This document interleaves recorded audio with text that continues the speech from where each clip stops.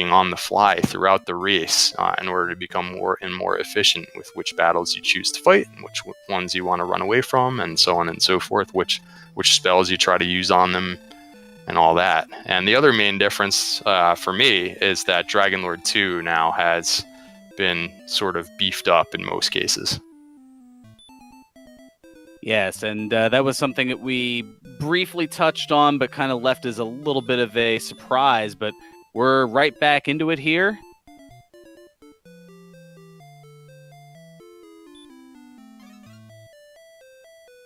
And I saw the magic key, but I did not see the other two first listings here. Yeah, my screen just went like in fast forward mode, and it like skipped off through that for me. So apologize for that. I missed it also. I think the chat maybe can fill us in on what they're starting with, but it looks like they did not have the ability to escape with the key in hand. They also didn't get any gold to start with, so they're going to go right into grind mode here. It looks as though it has been, it was a magic key and a torch that got things going here.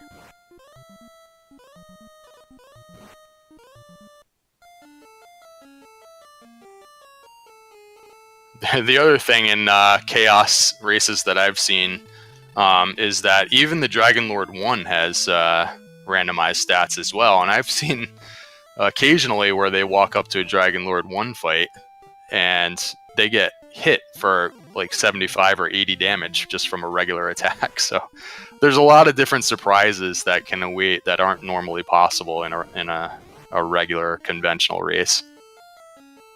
Oof, and Green Dragon's having that Dragonlord 2 breath, where it attacks for anywhere from 64 to 72 hit points, and at this point is certainly an insta-kill.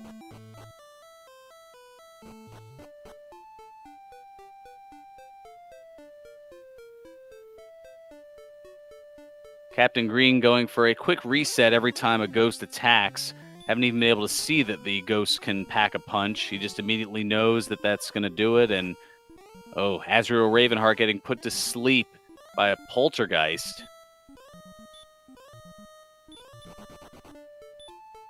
Okay, they're able to start with heal and stop spell as their spells. So again, the weakest enemy in the chaos race, it could be in the what they call Zone 0, which is where Tanteglo Castle is located, and you can also think of kind of a cross shape where you could go north or south and potentially east or west from that Zone 0 to get like a secondary zone where different monsters are waiting, and the weak enemy could be over there as well. And I'd like to see them seek out maybe some desert tiles or something where they can guarantee some better encounters. Well, that has been a challenge thus far.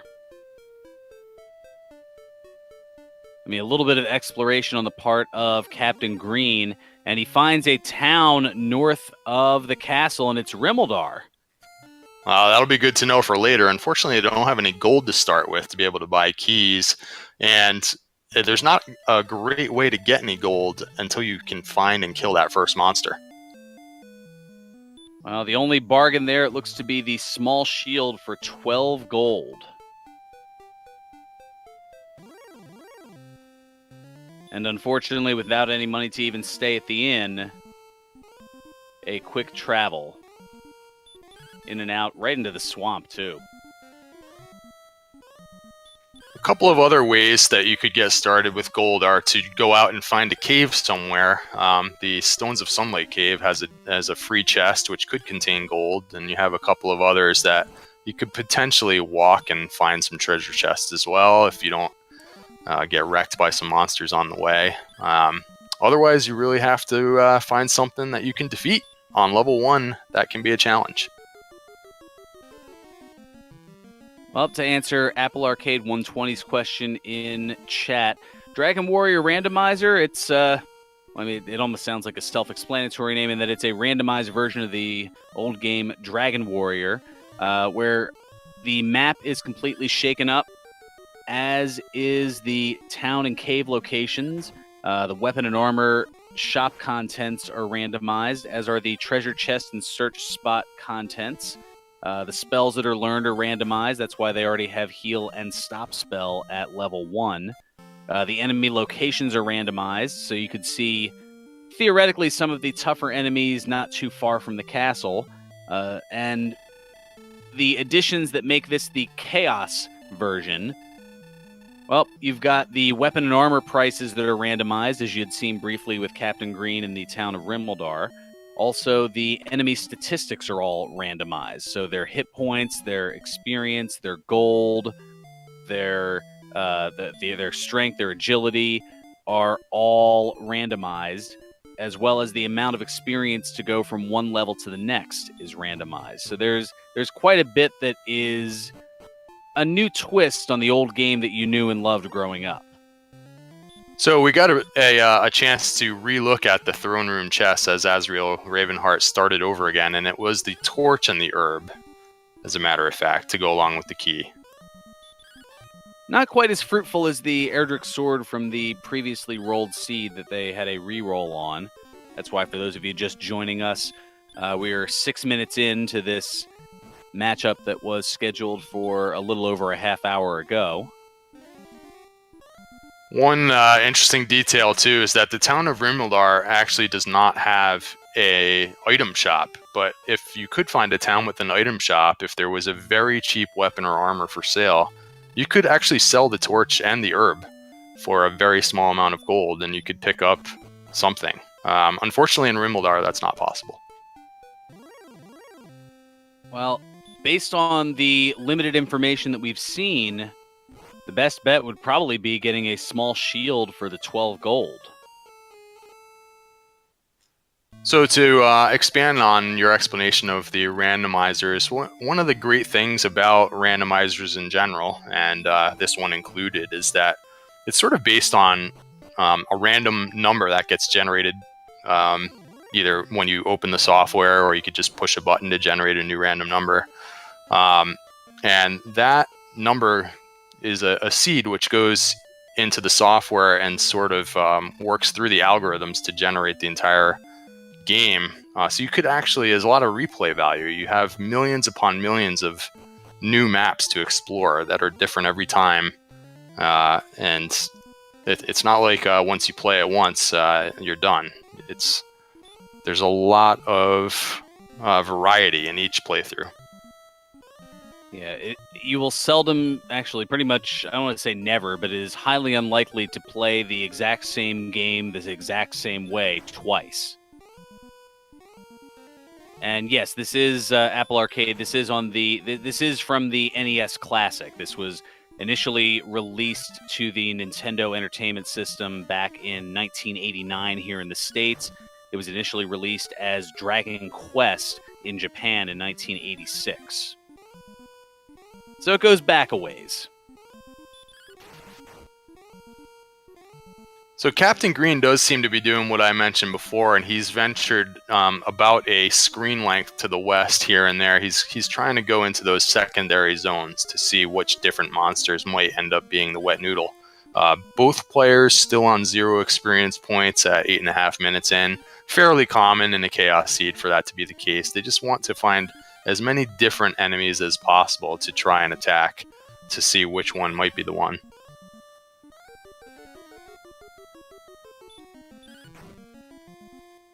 We definitely know the ghost isn't it. Azrael's got an interesting battle here because he managed to stop spell the Wraith Knight, and it has been spamming hurt and doing no damage. So unfortunately, he's not able to get it. And finally, the Knight decides that enough's enough, and he just one-shots him. But that's interesting that they have the stop spell for those kind of encounters.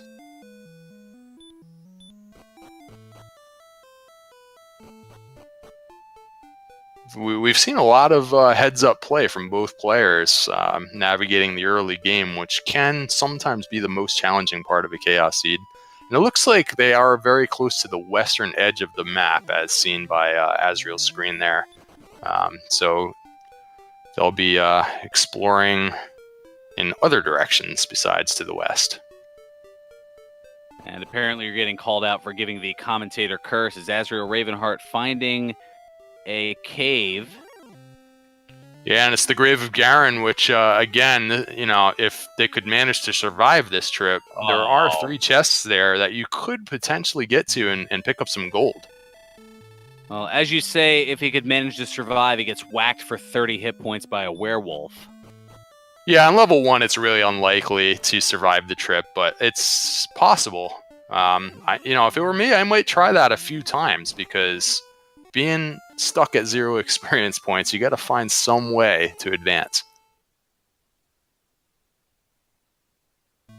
We've certainly seen our fair share of enemies so far, just between the zones here. I've been trying to keep track. We've had the Ghost, the Poltergeist, the Wraith Knight, the Skeleton, the Warlock, and the Droll, all of which have not been very fruitful. And then, of course, the werewolf inside the Grave of Garen. Oh, and of course, there's that green dragon, too. Yes, how could I forget with their Dragon Lord 2 breath?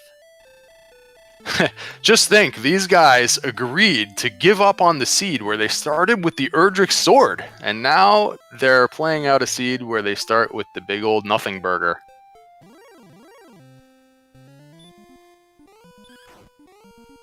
Oh, now we've got a couple of new enemies here, a wolf and a wolf lord.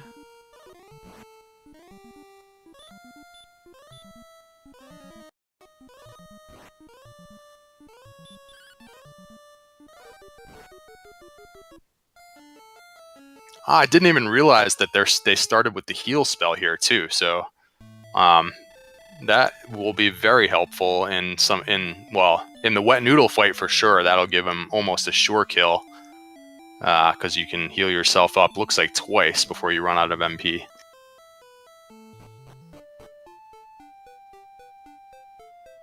And now McGrew noting in chat that they should have stayed with the last seed. And they cannot find this quote-unquote wet noodle. They're getting one-shotted left and right. And I don't know how many more monsters there are before they run out of enemies in zones 0 and 1. Each zone has a maximum of 5 monsters that can spawn within it. You also have the east-west zones could be, and most likely are, different monsters from the north-south zones. So there's potentially 15 different monsters that all could be the wet noodle. Just a matter of continuing to get into more and more encounters until you've tried them all. Well, by my count, I've at least kept track of 9 thus far. I mean, we've seen the wolf lord, the green dragon, the ghost, the poltergeist, the wraith knight, the skeleton, the warlock, and the droll. Now, I know we've mentioned the wet noodle on a couple of occasions. What that means is there is one enemy in one of those zones that will have no more than 5 hit points and will attack our players for just 1 HP at a time.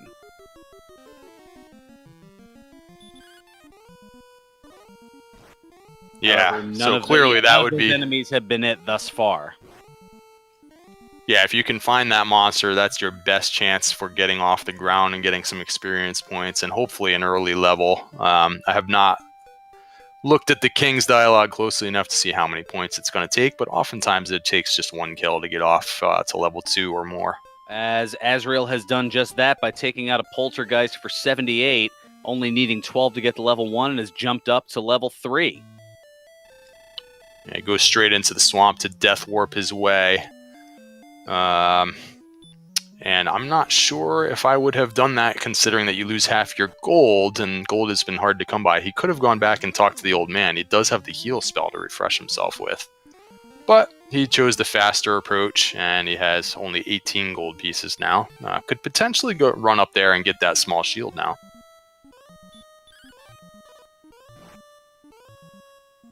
Well, looks like he's going to try his hand at another poltergeist.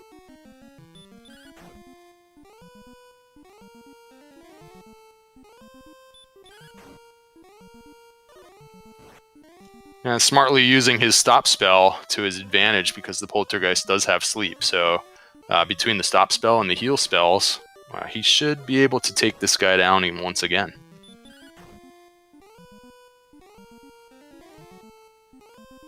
Just kind of going one at a time. Oh, and then an excellent move, that critical hit, that Kaishin no Ichigeki. And Boom! wow, 21 look at those power moves. and all sorts of big stats. 2 levels again. Very good. Very good news for Azrael. He is off the ground.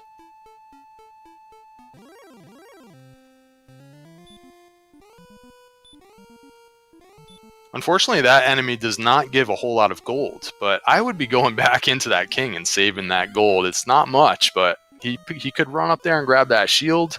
He could go back and check out that cave and see if he could pick up those 3 chests in the top levels of Garen's grave. He's got a few things he could do now that he's slightly stronger. But not strong enough to take out that Wraith Knight.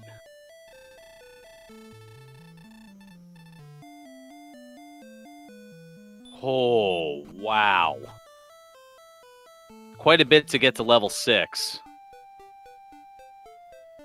One of the frustrating aspects of these early encounters as well is that oftentimes these enemies just have very high agility stats, which means that even if you wanted to skip that enemy and go on to another battle, oftentimes you just can't run away.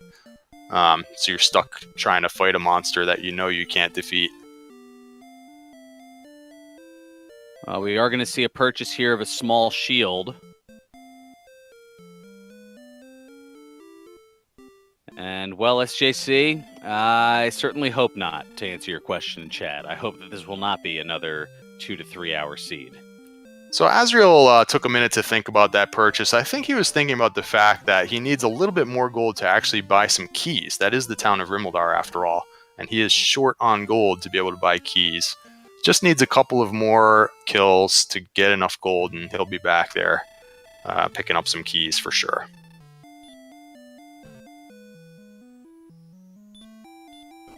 I think it was a good call to go ahead and pick up the shield, though. It's only 12 gold, and before long he will get some more kills under his belt. And it adds 4 defensive points.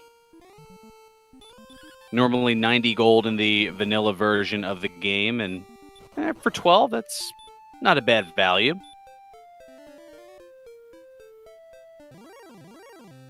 I guess I'm slightly surprised that he's not going to make one more run at that grave, but he does know what the wet noodle is now, so if he wants to stick around in that zone where he saw it and try and attack it a few more times, that makes perfect sense as well. The only thing that I could think of that might be preventing Azrael from making that dive back into the grave of Garenham is he had used his 1 torch, and maybe he's not good at navigating the cave in the dark. Yeah, and again, like we mentioned, Rimuldar does not have an item shop, so he would not have been able to buy another torch there. I think that was another thing maybe he was thinking about while he was making that purchase. I'm starting to feel a little bit for Captain Green now, because he had that first race kind of, he had a big edge going in there, and now he's 18 minutes in, and he is banging his head against the wall, as often happens in Chaos Seeds.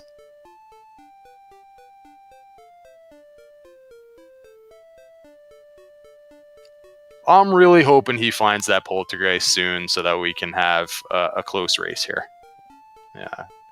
So far, he's trying real hard. He's exploring the surrounding zones of Tanteagle. He just can't find that white noodle just yet. Hopefully soon.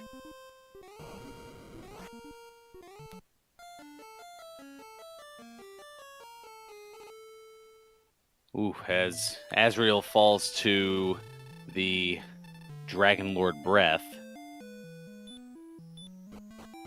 And maybe you wonder with the venturing out that Captain Green's doing, is that maybe he's venturing out a little too far and getting out of those zones and now finding a golem that just smacks the daylights out of him.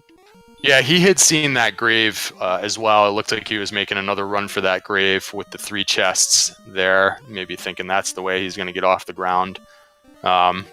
Yeah, it's tough. If you just can't find the monster that you're supposed to find, you got to think of other things that you can do with your time, I guess. And looks like he's trying just about everything, and he just can't get going here in this seed. And a Wraith Knight taken down for 224. Ooh, that's the one he's going to hunt down, and another one here. Wow. this is good news for Azrael.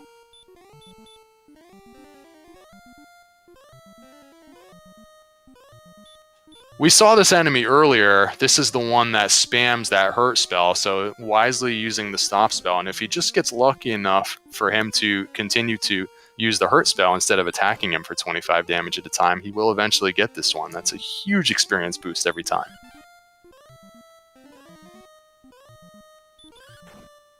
Great fighting strategies so far from Azrael, using all the resources that he's been blessed with to start the seed. Well, and that's what's intriguing about the necessity is the mother of innovation. And that's what you had to do is innovate and adapt when it comes to these things. And that allows for level 6 to come along the way. And there's the Radiant spell now, so he could go back into the grave at any point now if he wants, but I think he wants to hunt more Wraith Knights. This is a good strategy now. He knows what he can kill, and he knows they're worth a lot of experience. Well, now he's able to, I mean, with that huge power boost, he's able to one-shot. Oh, maybe it's the slime. And here's the Poltergeist for Captain Green. Let's see if he uses his resources wisely here. This is the enemy that he is looking for. Well, you saw Azrael on his way to Rimeldar. It encountered a slime and one-shot it for 10 HP. You wonder if the slime is that wet noodle. Oh no, Captain Green did not use his heal spell. I believe they have heal at level 1, do they not? So, wow. That's unfortunate because that is the enemy he wants, and I hope he realizes that. Or even if he can go... Well, that's the other thing. If he goes to the north, I think that slime might be the enemy. There he is again, and he used the stop spell right off the bat this time, so now he's got a great chance at this Poltergeist.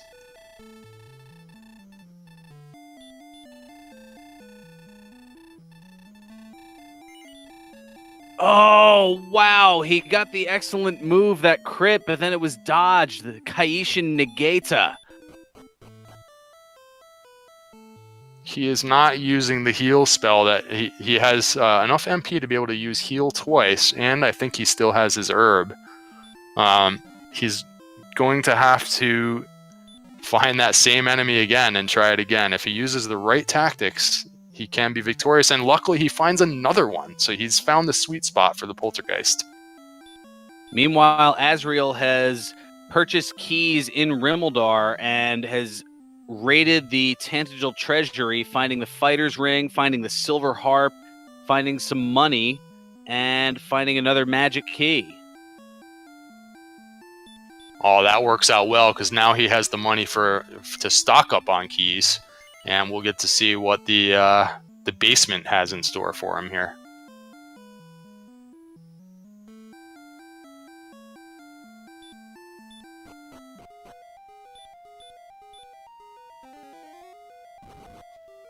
And once again, that brings up the potential for a slow gold grind if he wants to do it in the early game. And wow, look at this. Casting outside and finding the back door of Garanham. Beautiful. So that's going to give him access to 3 more chests. Oh, and I was going to say, I forget if Azrael had gone to the throne room, but that could possibly set up for a gold grind. And remember, that was on... Oh, absolutely. He has the status right now, and he's picking up something with that glitch. There it is. The Death Necklace can only be obtained once, and after that, that same chest becomes gold. He should be taking advantage of that. Well, I think first he's going to make his way over to the shop.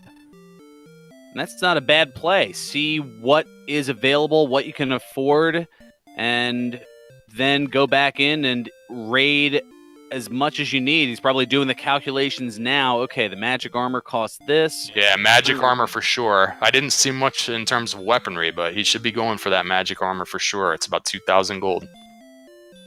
From what I saw, just a jewel spectacled bamboo pole. What's that other chest to his southwest? I don't know if he opened one or not. Well, it said it was the torch, but I didn't get the chance to see because it was in effect of the gold grind, and this is actually a good chance to mention why Azrael is able to do what he's doing. Chests respawn every time you go to the overworld map, but due to the programming limits at the time the game was made, the game only tracks up to 8 chests as opened.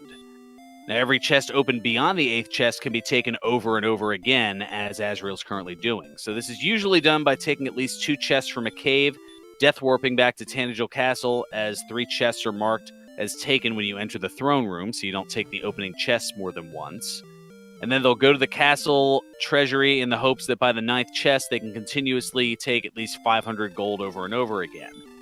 Now, in this case, what they did was they had opened the treasury, utilized the throne room, so that was 7.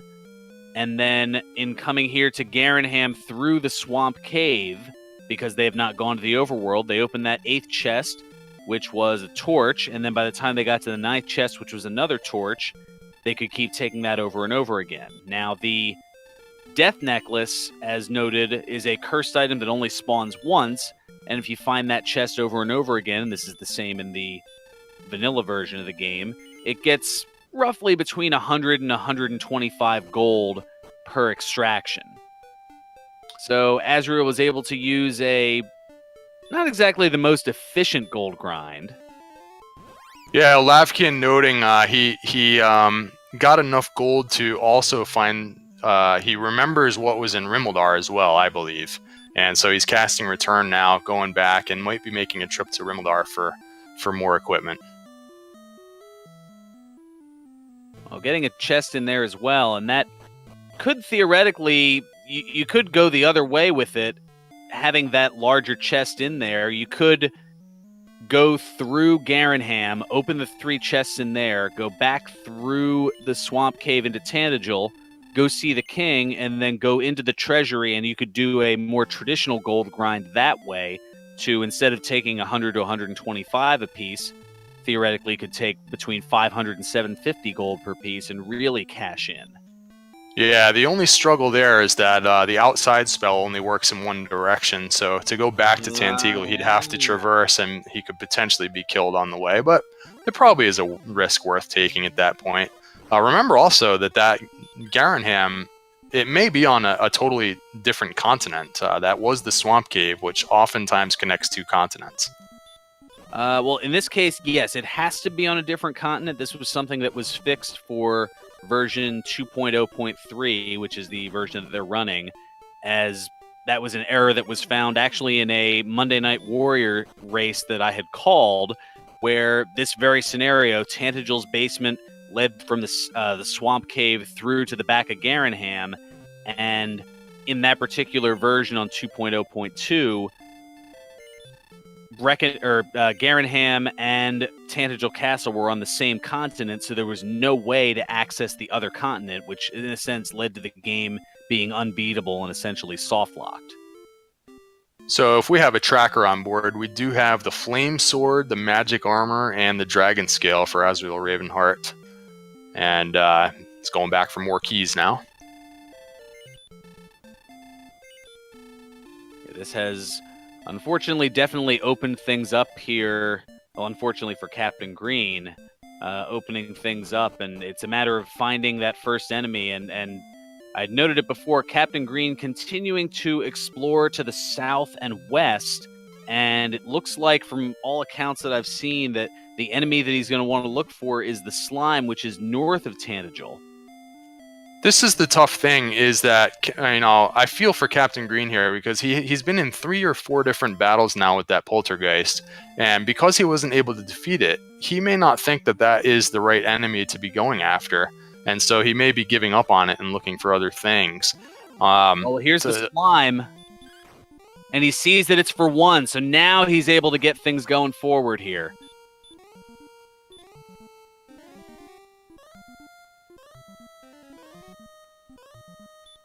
And there we go. Captain Green on the board.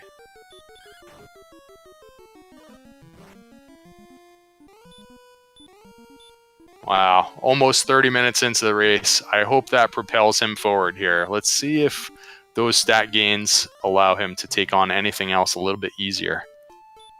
I'm just glad that he didn't out of habit reset. I've done that. It can definitely happen. I mean, after doing that same thing over and over and over again for the better part of 29 minutes. As a matter of fact, did he just talk to the... Oh, no. But he did save it at level 2, so that way he can revisit that strategy now. But yes, this is a launching pad for sure. It's just a matter of getting to that point. Now, maybe Captain Green can perhaps get up to Rimmildar now and maybe get that small shield. Yeah, I'm not sure if Captain Green, if he happens to take the same path as Azrael. I don't know if he's going to be familiar with triggering that gold grind in that way. Azrael really made some progress with how he approached that whole situation. I don't even go in that. I just meant getting up to Rimmildar, where I mean the town's right north of there, and the small shield was only what, 12 gold. I meant taking advantage of that while he, I mean, or either that or yeah, he has just enough gold to buy a key as well. To get a key, exactly. So there's a couple of different options, and that may actually be the better play, because getting that one key would at least allow him to get into the treasury. I mean, he could save with that key and then make the determination, oh, okay, I can go into the treasury.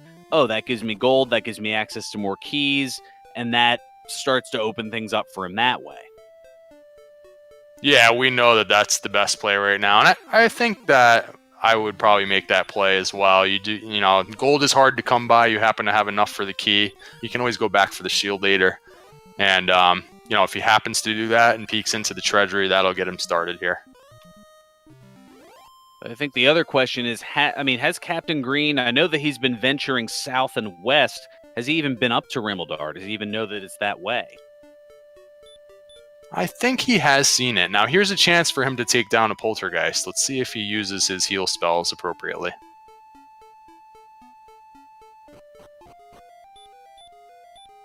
Well, meanwhile, Azrael getting up to level 7.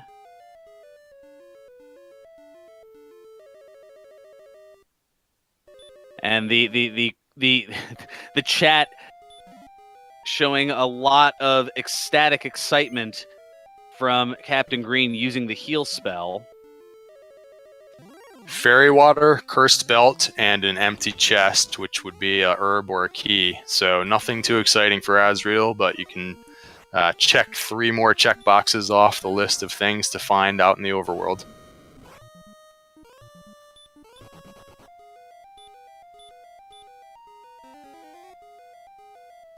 And level 7 bringing heal more to the mix.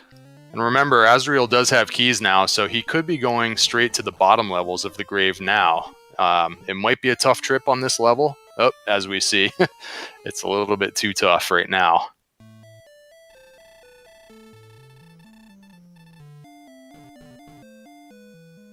So that grave is fairly close to Tanteagle. If it were me, I would actually wait now and not go into the bottom. It's kind of a long walk to the bottom. I think he's got plenty of other exploring he can do now in the overworld. And another large gain to go from 7 to 8, over 1,000 experience. I believe, if my math is right, 1,989, I think.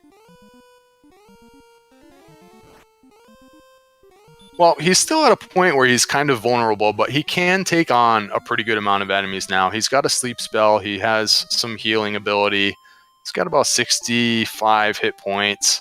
So he could probably traverse a pretty good amount of the map that's available now. And remember, he can also make his way over to the second continent and explore over that way whenever he so chooses to go back through the swamp cave.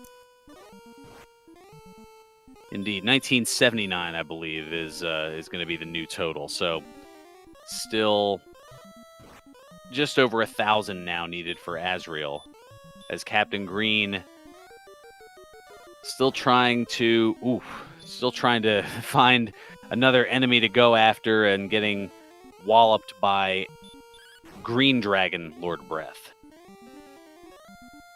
As you can see, this Goldman is a fairly difficult enemy, but since Azrael now has Heal More, he was able to maintain and survive that battle long enough to outlast him. So nice tactics by Azrael, using everything that he has here on level 7. Metal Slime runs away from battle. Not random enough. Well, for all we knew, it had 100 plus hit points.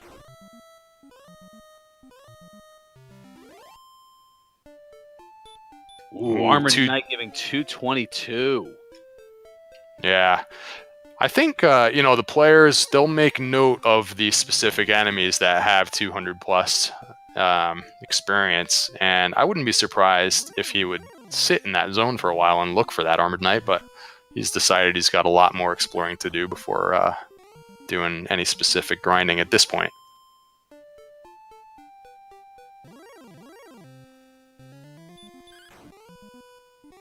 The Wraith Knight being another one that yielded a lot of experience, so he finds another one here, and it should be an easy kill for him at this point. Yeah, 224, I believe.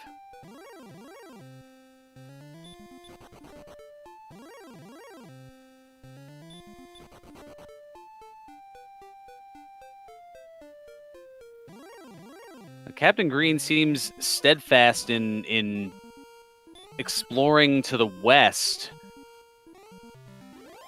And that seems to have been not exactly beneficial for him. I mean, perhaps going in a different direction would give him different enemies to encounter. Well, as long as he doesn't go too far, if he hangs out in this forest, that is where he eventually found that slime, and he found a couple of poltergeists. So if he's hunting those enemies, I can understand the idea. I hope he gets another kill on the board soon to get to level 3.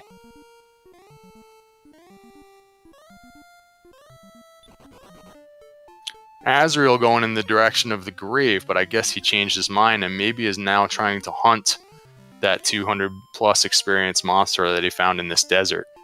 And another high in 144 for this enemy. So what looked like it would be a long time to level 8, he's already got level 8. Well and done. He's got Hurt More, which is really going to open the seed up.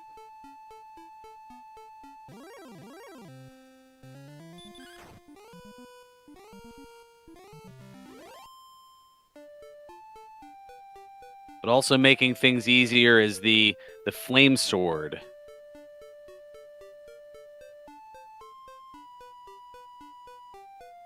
Wow, this is so interesting to me, just the tale of two seeds with almost the exact reverse was happening on the original seed that was re-rolled, with Captain Green getting off to a good start, fighting and killing multiple enemies while Azrael was struggling, and the exact reverse is happening this time around.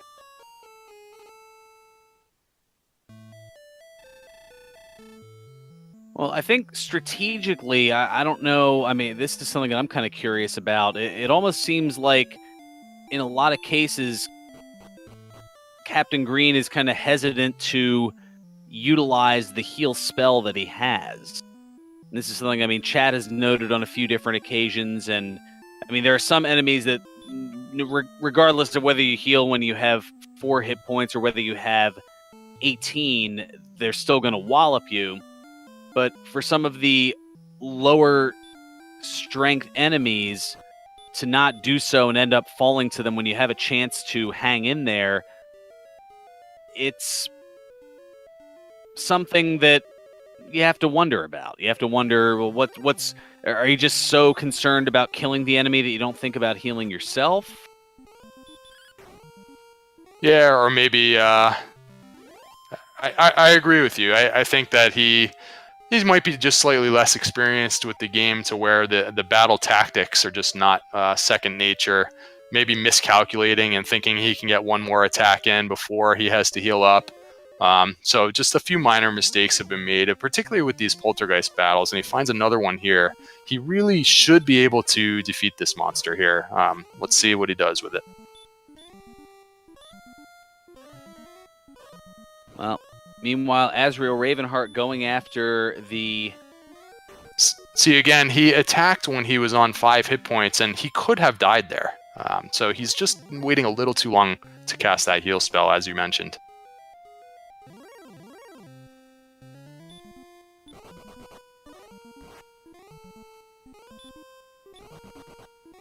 Well, Azrael going through a Magiwyvern, which is the guardian of the princess.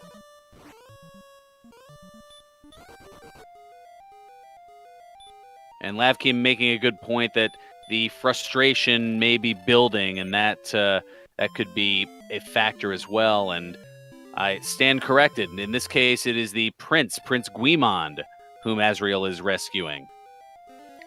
And remember, he hasn't defeated a poltergeist yet. He was able to defeat a slime, so he may not really know. This might be a half-hearted attempt. He might think that this guy might have 100 hit points for all he knows. He's fighting it anyway just because. But if he can get him, then he'll be more confident about tracking them down in the future.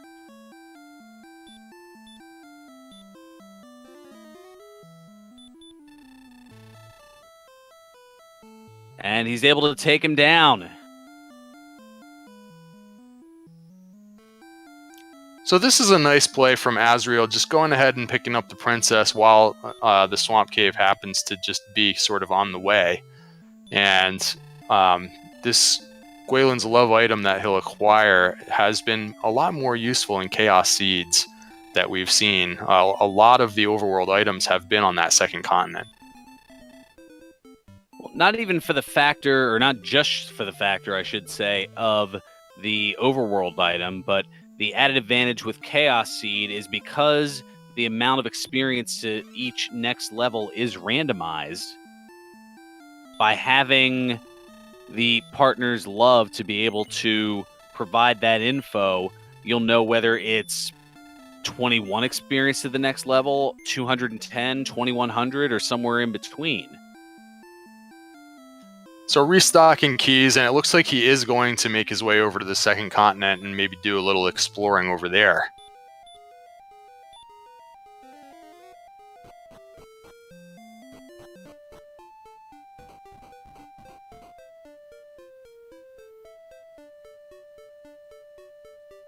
I just wonder if I'm Captain Green and I keep going to the area where these green dragons are that are breathing Dragon Lord breath, why I might not try someplace else.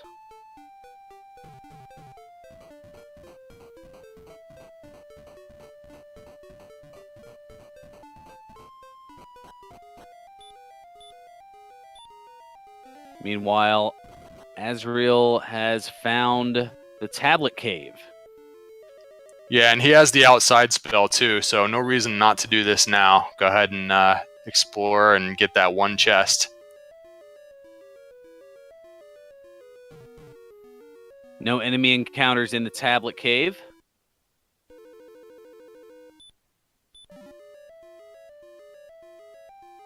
And it's the fairy flute. So with that, we know that at least one of our search spots will be empty.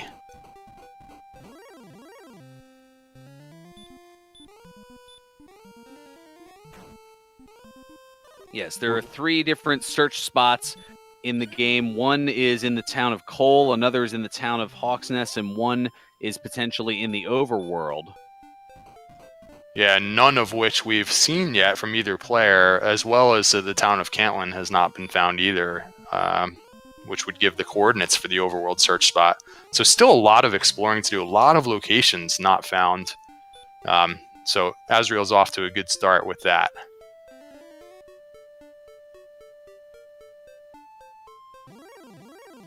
And now able to get momentum and go up not 1 but 2 levels to get to level 5.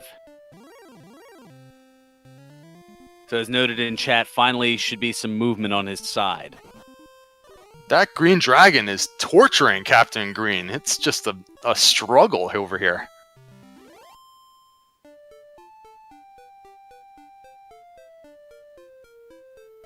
Meanwhile, Azrael able to take down a green dragon for 109 experience. So again, I haven't seen if Captain Green's been saving each time, but he was able to get a few more kills, and yet he still only has 40 gold pieces, which is unfortunate because, you know, as we mentioned before, he could run up there and get that key and really get his seed going. Just needs a little bit more gold to be able to do that.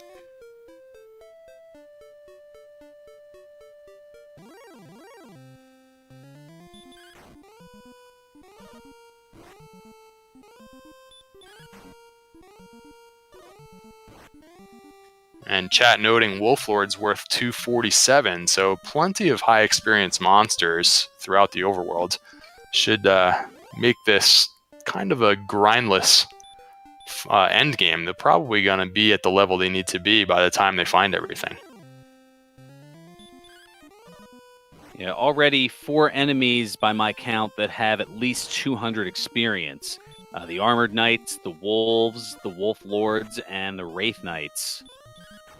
Yeah, one of the strategy differences with Chaos as well is that oftentimes in a traditional race, towards the end game, when you need 3 or 4 or 5 more levels in order to fight the Dragon Lord, you will typically find the Hawk's Nest search spot, or perhaps the search spot in the Swamp Cave, to get some repeated enemies against very strong monsters who yield lots of experience. But in Chaos, those Guardians do not necessarily yield very good experience. So it'll be up to the racers to find potentially better grind spots out on the overworld, or maybe within Charlotte Castle.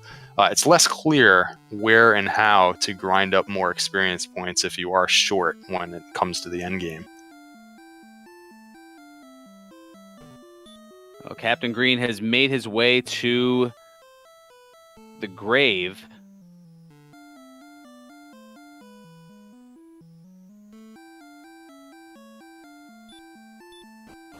Yeah, one of the things here actually is a cursed belt, which he could sell for quite a bit of gold if he could find another town. Of course, Rimmildar not having the item shop, he won't be able to sell it there, but he does have enough gold now if he can survive this trip to go buy that key.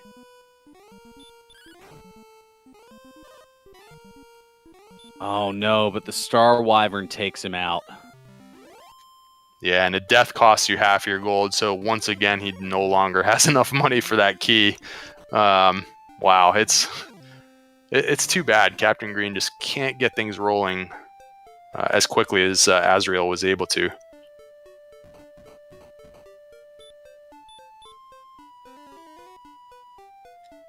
Now, this Wraith Knight, Azrael was able to kill this Wraith Knight fairly early with use of Stop Spell and the heal spell, and it's worth a ton of experience. Now that he failed on his run attempt, he is going to try and fight it. It would be great if he could get this guy. Oh.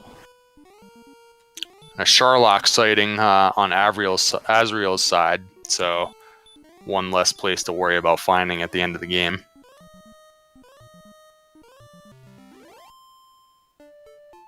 And 240 for the Rogue Scorpion, so another high value enemy.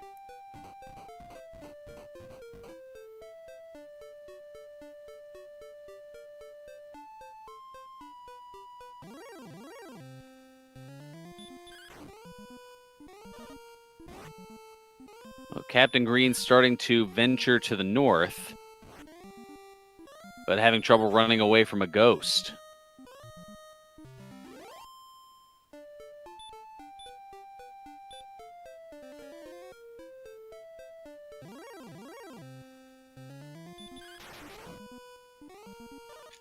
This might be one of these maps where we're just going to eventually stumble on a village of like 3 or 4 towns all clumped together. We've seen almost no towns so far, and I feel like they've been exploring for a while. Well, there's a cave that Azrael is approaching, trying to get away from this gold man first.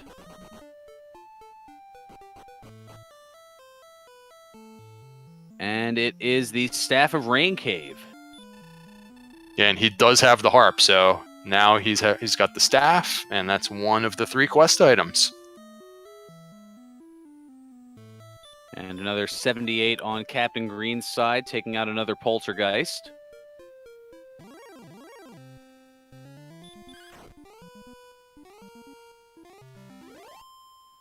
And a one-shot to the Wolf Lord, and there's another 247.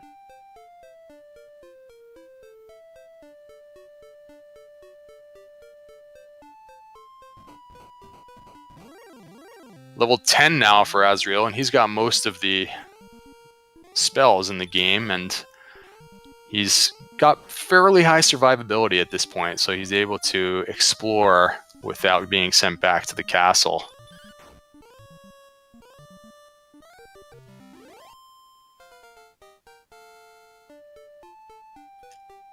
And part of that was that he did manage to grind for that magic armor, so he's taking a lot less damage.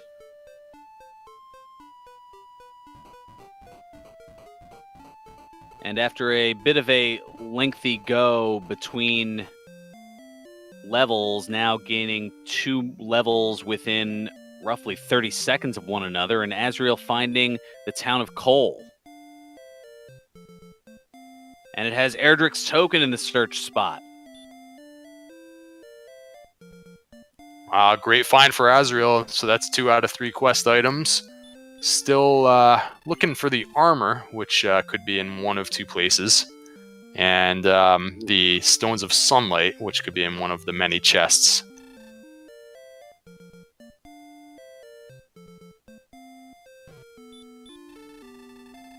And at some point, it would be nice to find the Erdrick sword as well, the best sword in the game. He does have the flame sword, though, and occasionally that could be good enough to finish the game. Well, Captain Green going toe-to-toe with the Wraith Knight, and he takes him out.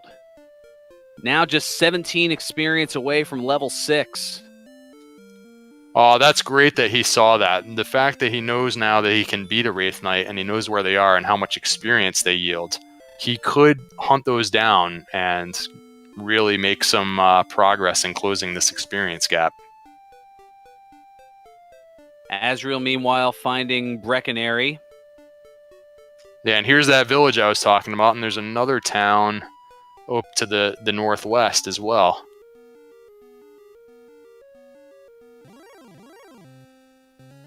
And we have Hawksness. Yeah, Azrael's really finding things in the right order, too, because if this turns out to be the armor, then he's not going to have to bother finding the overworld search location at all.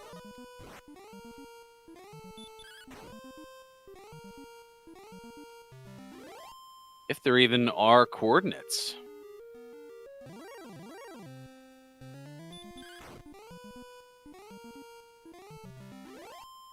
Yeah, because if... Yeah, in other words, finding Cantlin would not even be required at that point. Yeah, if the search spot has the armor, then there would be no coordinates for the overworld spot. So the Drakima has hurt more, and of course he does have the magic armor equipped, which reduces hurt more damage. So let's see if he can outlast this enemy here. Well, it is spamming hurt more. So Azrael gives him a taste of his own medicine, is able to take it out for 27 experience, and nothing. So that means that the overworld spot is going to have Erdrick's armor. Yeah, so that's going to mean he's going to have to find the town of Cantlin out there somewhere, talk to the old man there to get the coordinates. He does already have the princess, so once he finds those coordinates, he will be on his way to get the armor.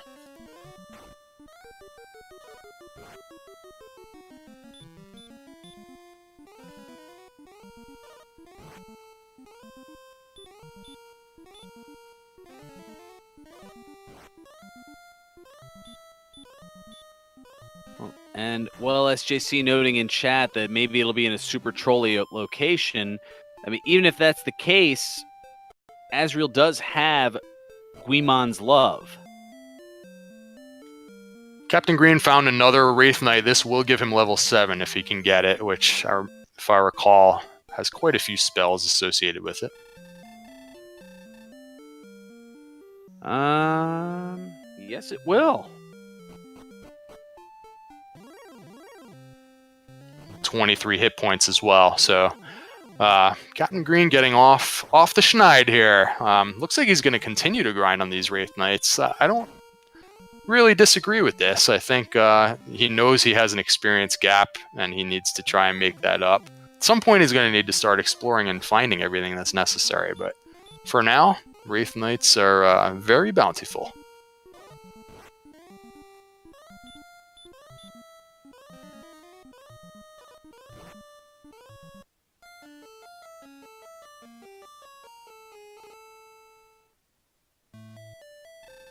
And a Warlock taking out Azrael.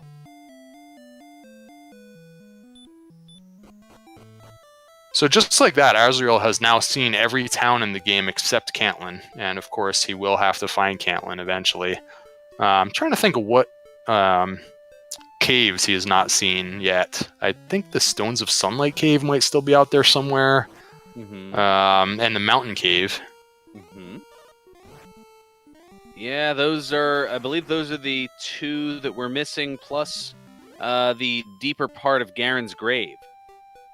Yeah, that's right. 2 chests down there as well.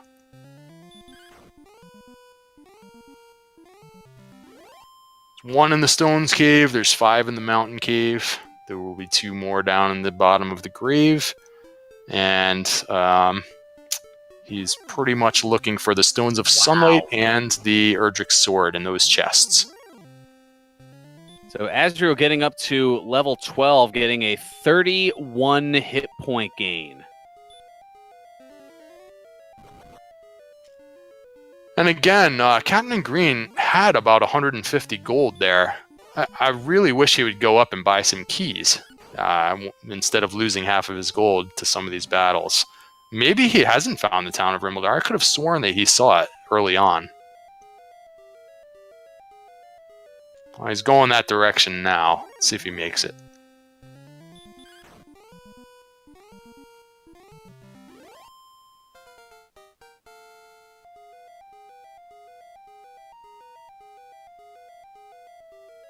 And another level for Azrael.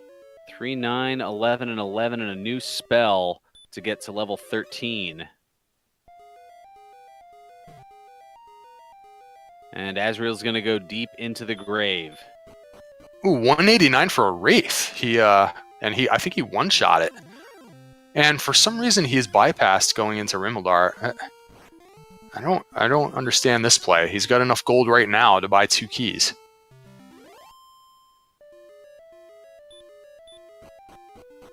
The only thing I can think of is perhaps on Captain Green's mind is, all right, I'm really behind. I've got to... Oh, well, he's finding Cantlin, so maybe he's thinking I've got to get weapons and armor, and the best way to do so is by finding a shop. This is interesting, too, because it could take a while for Azrael to find Cantlin based on where it was. You got to go north of Rimmildar. There's this little tiny isthmus, a little land bridge, where you got to sneak up through there. It's kind of out of the way, and he keeps wanting to go and explore the second continent. Maybe he feels like he's already fully cleared the first continent. I don't know. Well, that could be the one thing that trips him up that causes Captain Green to make a comeback here. Let's see.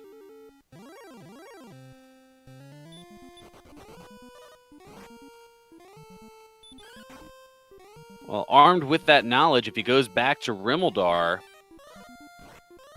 gets a key, and goes and finds the coordinates and is able to get the coordinates to get what we know as Erdrick's armor, if they're easily countable coordinates, that could be a way to turn things around here for Captain Green. Man, I really just want Captain Green so badly to just go into Rimmildar and buy some keys right now before he dies.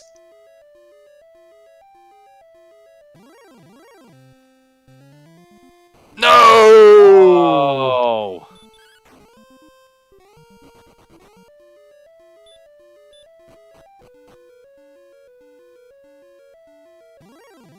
But I hate to reiterate, I think that I don't know if it's a tunnel vision mindset of I just have to get to here, and maybe that's because he's looking at the clock and realizing, oh man, I'm an hour into this seed and I'm only at level 7, and I've had all these deaths and everything going on. That maybe there's that tunnel vision effect that goes on that you don't even think, oh man, I should probably heal now. Yeah, I think that's true. When you're sort of in exploration mode, he's trying to cover the map. Of course, he's been to this swamp here 5 or 6 times, so he's just not remembering where he's been. But I think he goes past Rimmeldar and says, "Oh, I've already been there. Let's see what else I can find," and just not really remembering that he's got some things to do there.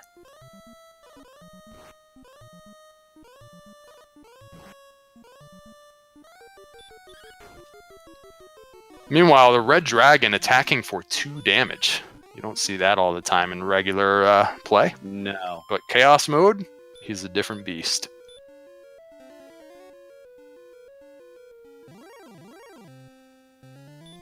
And I missed what was in the first chest. I assume it was of no consequence. He's on his way down to the very bottom chest now in the grave. I was able to see it was the wings.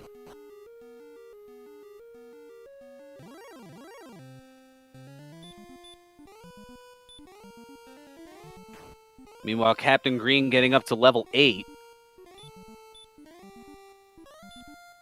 And only maybe about another 171 or so to get to level 9. And I believe that's where Hurtmore was.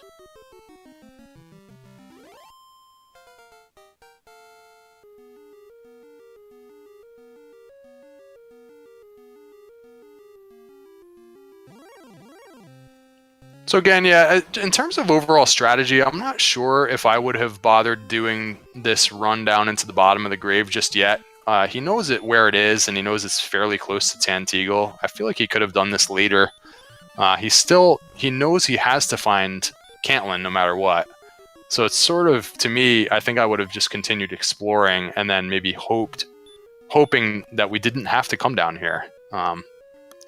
And instead, he chose to come down here and just get these 2 chests out of the way before having more information.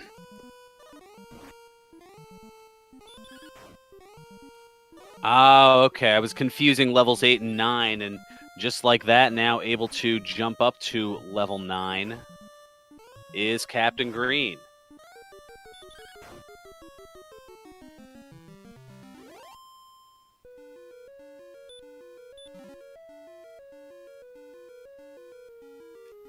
Well, the trip pays off for Azrael, finding the Stones of Sunlight in the bottom of the grave, so that trip was required.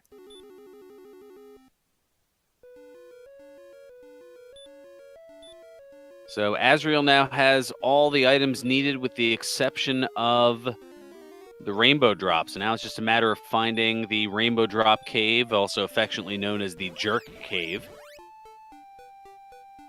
and trading all those items in. Yep, as far as quest items goes, that's all he needs to obtain access to Sharlock. Now, of course, he is going to want to get the Erdrick's armor on the overworld at some point, so he does have to find Caitlin. And he still hasn't seen the Erdrick's sword, so if he stumbles upon the mountain cave, he might want to sneak in there and see if it's in one of those treasure chests. Now, if he makes progress, finds Caitlin, takes care of everything else, maybe he goes into Sharlock and doesn't worry about the Erdrick sword. So when he gets to that point, we'll see how he wants to do that.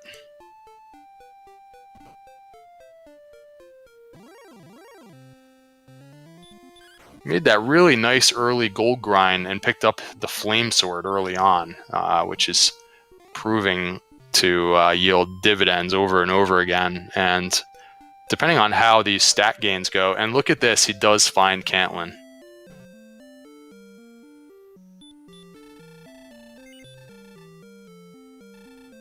But yeah, if he happens to get some really big power boosts along the way, then he might not necessarily need Erdrick sword. But, you know, if he walks right into the mountain cave, I expect that he'll go in there looking for it anyway.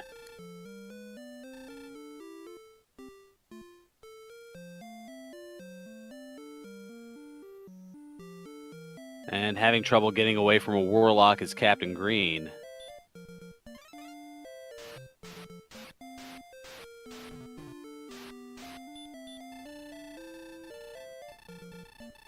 let's see about the coordinates. 43 north and 6 west. So that's likely to be on the first continent and might be countable without the princess, although he has the princess already, so he might as well take advantage of that.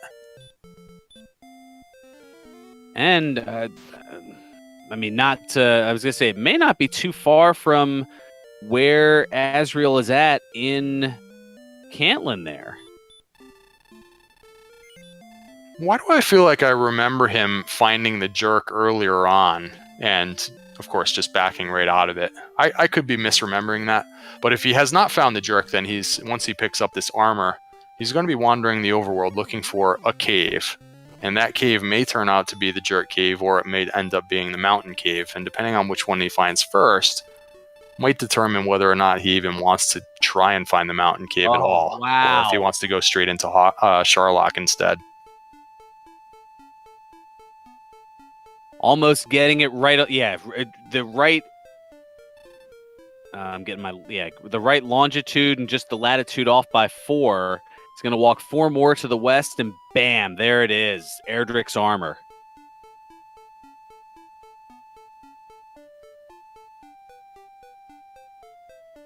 I knew it was fairly close. I didn't know it was that close.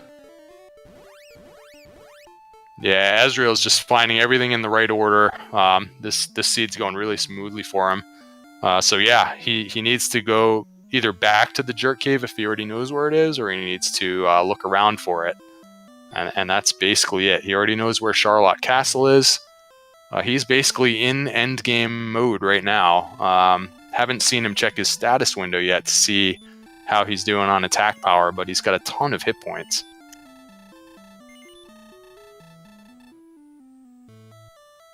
Setver, to answer your question, no. Captain Green does not know that the castle can lead to the second island, as he has not checked, to my knowledge, he has not acquired a key to be able to open the back door of Tanagel to find out that it is the swamp cave that leads to Garenham and the second island.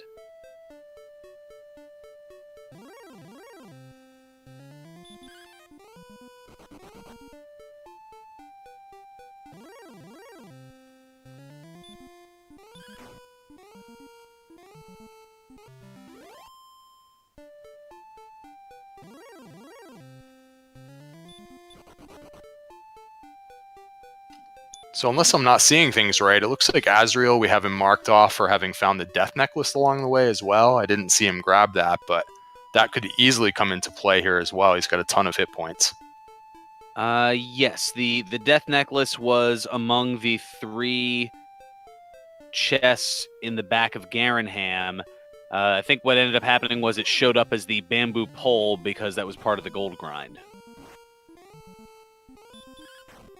Yeah, he then grinded on that to get that was what he used as the gold grind. Oh, that's right, yeah. Okay, because the second time that you search that same chest, it becomes gold. Yeah, that makes sense.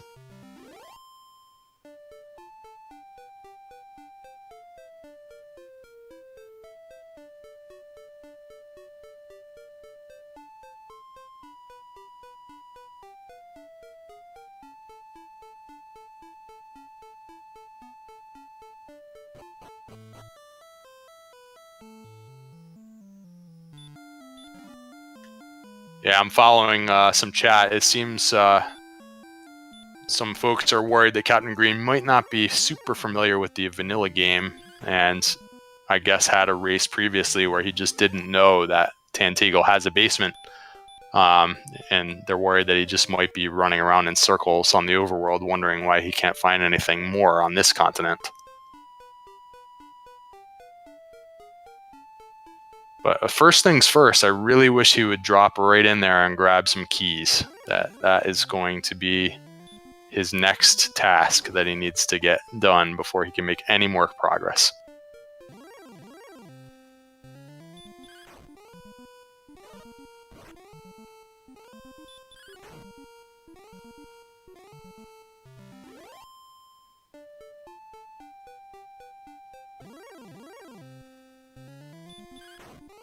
Azrael approaching another cave here.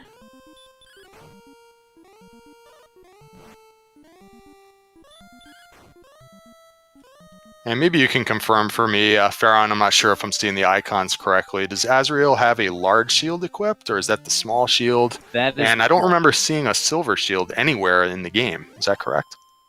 There were some silver shields. It's just they cost a little over 10 grand. And Azrael has found the Rainbow Drop Cave, also known as the Jerk Cave. So is that still the small shield he has from the beginning of the game? That is correct. I don't think I've seen...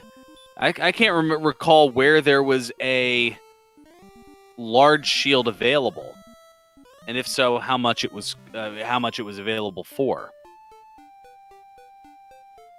There are instances on Randomizer seeds where a particular weapon or armor or shield may not be available in any of the stores. So yeah, this is the end game scenario I was talking about. Azrael made his way to the Rainbow Drop Cave, and still, to my knowledge, has not been in or seen the Mountain Cave. And I was wondering, yeah, so here he's just not even going to worry about the Mountain Cave. He's going to go right into Sharlock and hope that the Erdrick Sword is in there, which I think is the right move. Oh, he made a liar out of me. He's just he's just building the bridge, and he'll be back later, I suppose.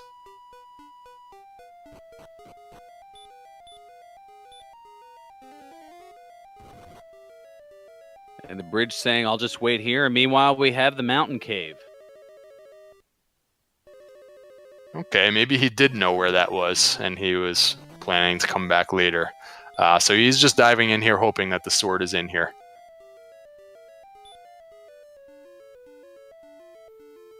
Well, the first chest is big bucks.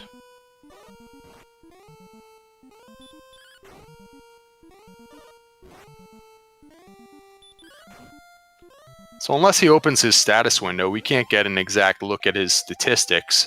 But I'm wondering if he's going to try at some point, maybe at the conclusion of this dungeon, he could take a death here and maybe set up a traditional gold grind for that silver shield.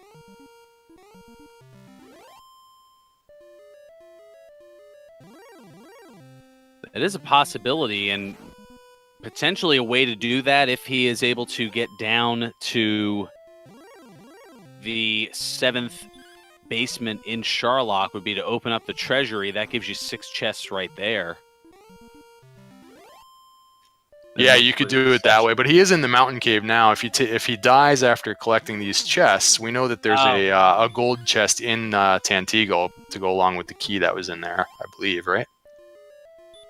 That is correct, yes. The gold chest was the bottom left chest. And Captain Green has keys, and he's on his way now. He's into the backside of Tantegel. Here we go.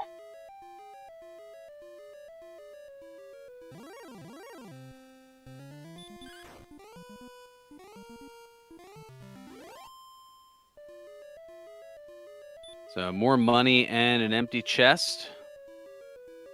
And a dragon scale.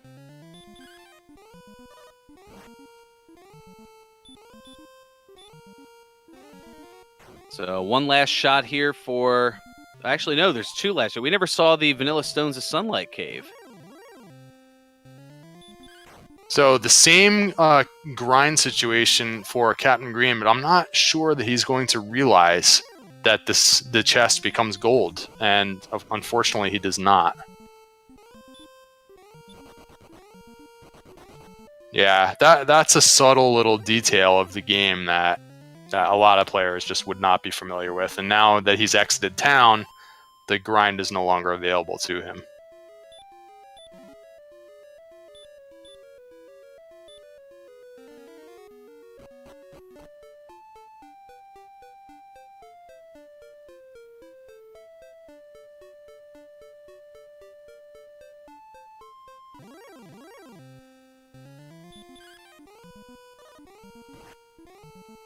Did I miss it in my notes as far as what was in the Vanilla Stones of Sunlight Cave?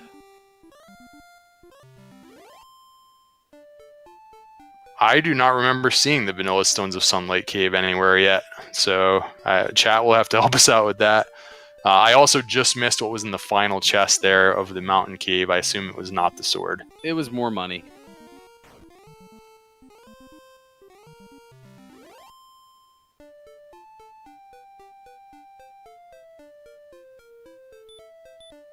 And wow, it has been quite a while since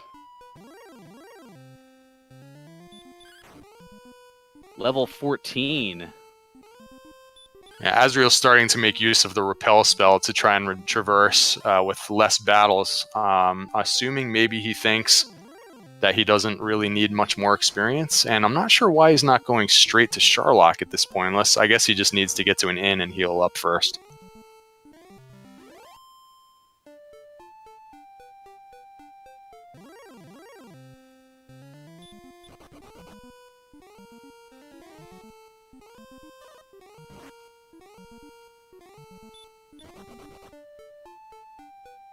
Oof. And Captain Green having some trouble with the Demon Knight.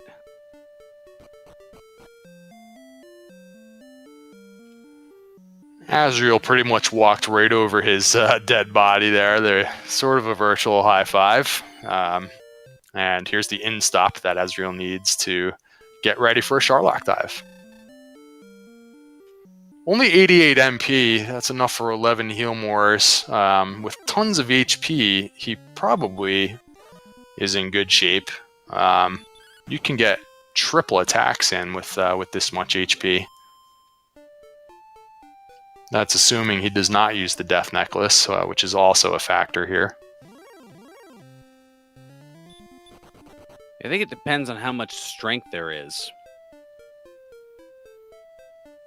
What the attack power is, and that would make that the determining factor.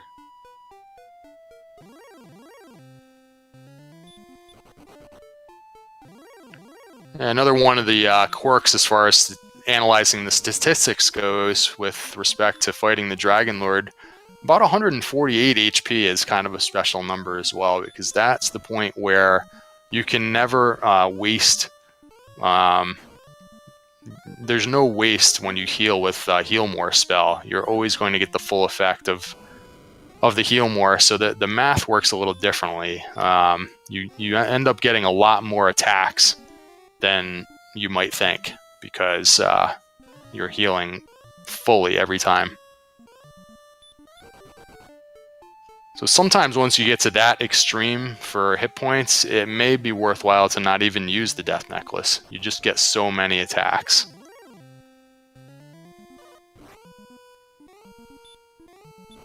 Well, also an interesting note from McGrew in chat, and I didn't even realize this because I knew we had found Brecconary, but it was so ever so brief. But with the HP, the Death Necklace is an option, but if he doesn't save first, it's a soft lock. Because Brecconary is on the second continent, and the way to access Brecconary is through the basement of Tangential Castle. But if you can't get to the basement because you're kicked out because you're cursed, and you can't get to Brecconary to uncurse yourself, you're locked out. Yeah, that's a great point. And even for me, like, I've played quite a lot of Randomizer at this point, and that was something I didn't even think of until I saw this situation come up in this tournament just a few days ago. And I did not notice if Azrael saved anytime recently, but that could be a real issue. So let's see what happens. If he has it would have to happen after he equips the Death Necklace. So it would have to be like a failed Dragon Lord 2 fight if he gets sleep locked or something like that. But certainly in Chaos mode, that could easily happen. And Hard Reset, to answer your question, yes, this is the last match of the evening here, but this is only the second of 11 second-round matches. The next of which will be at, well, as we have now hit past the midnight hour here on the East Coast, it'll be 9 o'clock Friday night, 9 p.m. Eastern. It'll be Jacquemus against High Spirits. That should be a good one.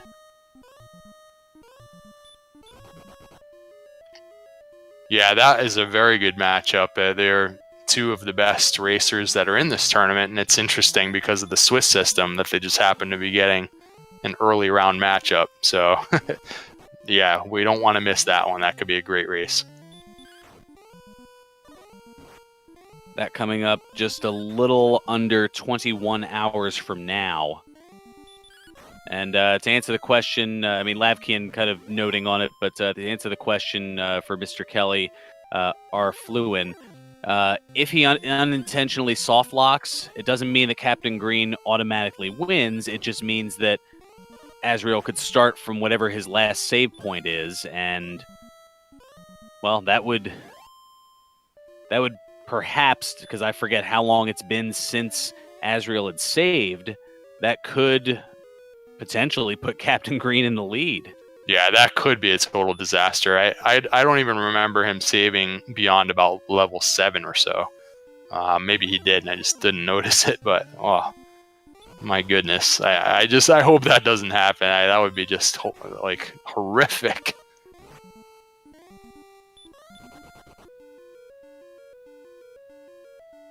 Oh, apparently I did a good thing. I I pronounced Mr. Kelly R. Fluin's name correctly, last name correctly. It was a guess.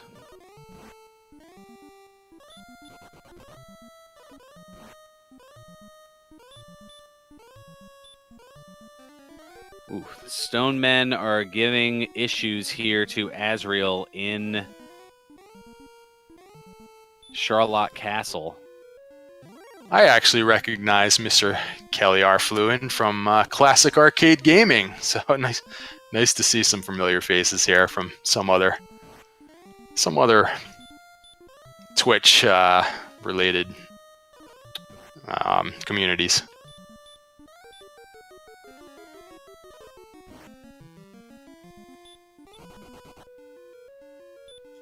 Captain Green, meanwhile, up to level 11, so experience gap is closing. He's just got a lot of work to do in collecting all the quest items.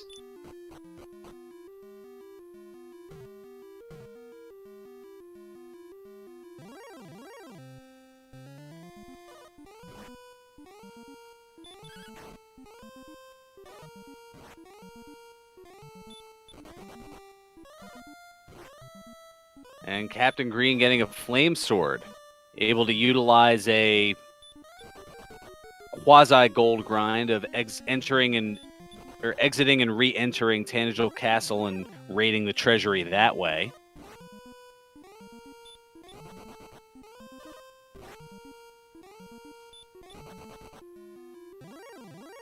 And Mr. Kelly, I feel your pain. I've heard Fearon, Fearon, Ferron, Ferone. I've heard a few different ways as opposed to Ferron Burgundy, which is how it is pronounced.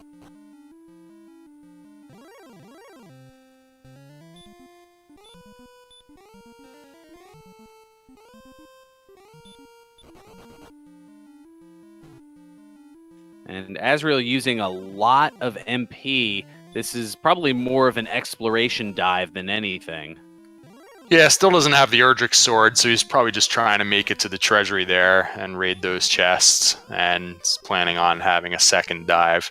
He may not think that he has the levels to fight the Dragon Lord yet anyways, so he's attacking a lot of enemies along the way to get some experience. I wonder if McGrew's still in chat or somebody else that might have some more details, because we can't see their stats. I wonder how they're doing for attack and defense power here on level 14.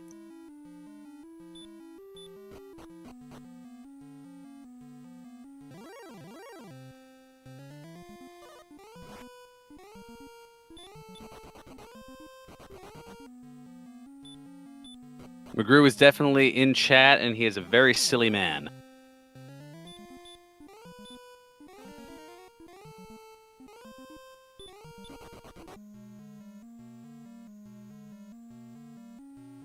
So there's a 6 out of 7 chance here that it could be in one of these chests. There's another chest a long way away from here.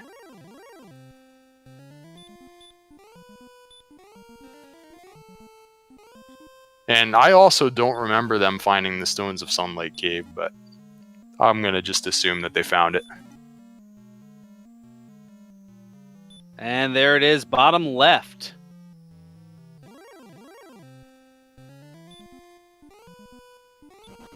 And Azrael not even bothering to take the remainder of the treasury. Yep, nothing else for him to find as we see on our graphic here. He's got the flute, he's got the dragon scales, he's got the fighter's ring. Just nothing really worthwhile. He's got the death necklace. So he takes a death pretty much on purpose, and he's going to dive right back in there. So about 1,000 more experience if he does if he does decide he needs more leveling. It's got about 1,000 more for level 15. And I'll be curious to see if he chooses a specific grind zone somewhere on the overworld, if indeed he feels like he needs more levels.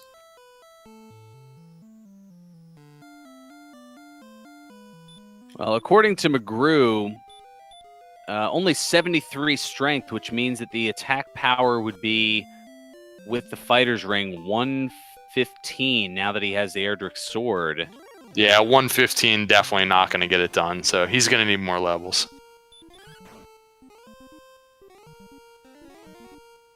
MP is fairly low as well, so it's typically kind of a ratio between your attack power and your MP, or your ability to heal more yourself, is kind of the balance. And he's a bit low in both counts now, so probably more than one level is going to be required, and so it's a matter of figuring out where he wants to grind for those levels now. Well, Captain Green, meanwhile, has picked up Erdrick's armor.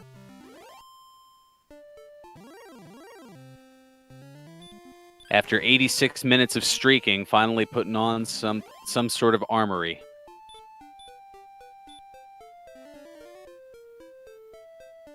Well, that's a pretty big improvement for his survivability on a lot of these battles where he keeps dying and heading back to the throne room. He's going to be able to take a lot more of a beating now, and looks like they marked off also that he bought the flame sword at some point, which I did not notice, but that's great for him to make that progress. Yeah, I was able to see when he purchased the flame sword from Rimeldar.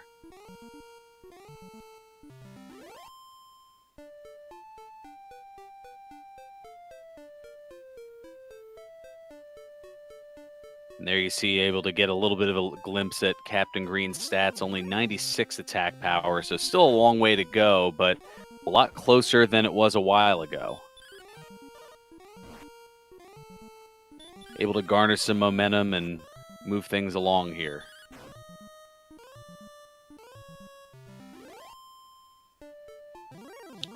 Yeah, now that he has keys, he's going to eventually need to go back into the grave, which was fairly close to Tantegel Castle to the southwest. We know that the Stones of Sunlight is in the bottom chest there. And, he's got a lot more exploring to do anyway, so he may be choosing to do that much later. But that is where one of his quest items is, and he's got to find the token. So yeah, a lot to do, but he is making progress with gaining experience.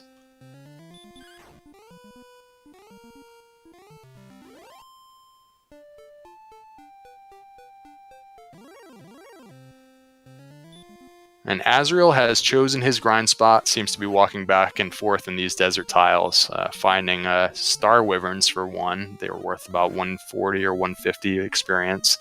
Just trying to find quick and easy enemies that yield decent experience.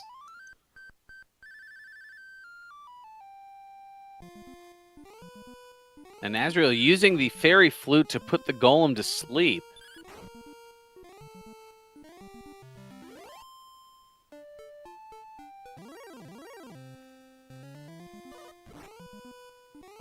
And I don't know if those would be, considering how hard they hit, I don't know if, and how little experience they give, definitely not worth the time. If they can get away, maybe a sleep run technique could be the way to go. Yeah, I expect that to be happening now because they're not worth a lot of experience. He needs to find a desert zone where multiple high-value enemies spawn so that he can gain levels as quickly as possible.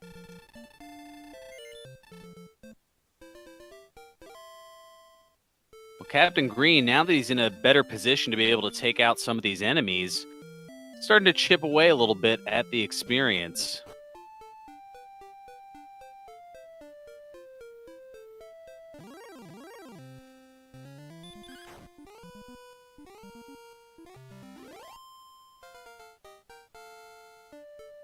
And as I say that, Azrael takes out a Wolf Lord and goes up to level 15 as we hit the 90-minute mark in this match.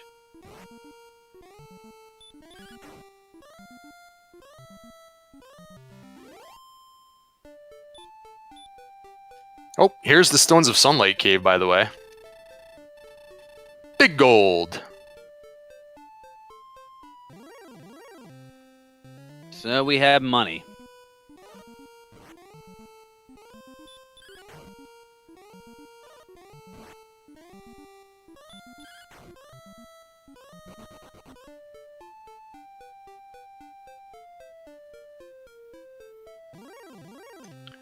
Yeah, I wish I could remember how much experience that Drakima was worth in the Hawksness search spot, because that in a regular race that's not chaos mode, that's the most common form of end game grinding, which is just to get that repeated forced encounter, and that's always a high value experience point enemy there, but not necessarily the case in chaos.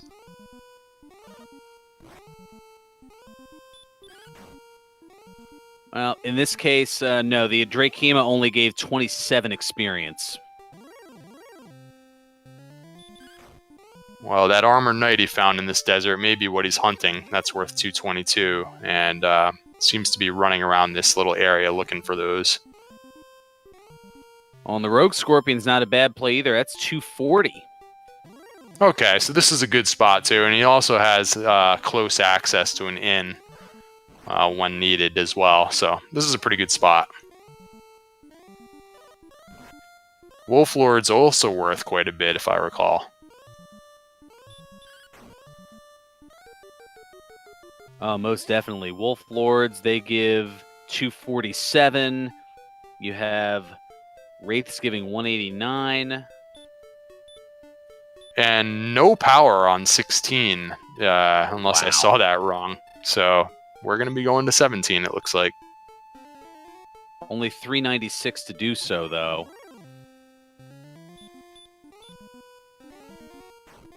And just mere seconds later, Captain Green getting up to level 14.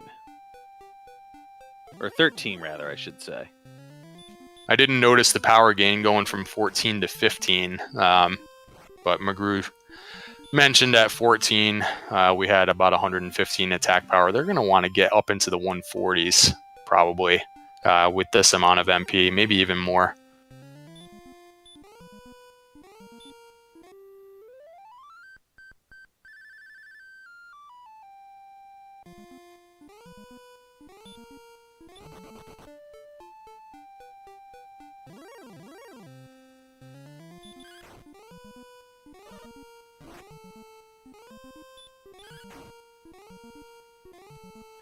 Captain Green finds the mountain cave, so he'll make his way through there for the 5 chests. He's on very low resources, unfortunately. This might not be survivable.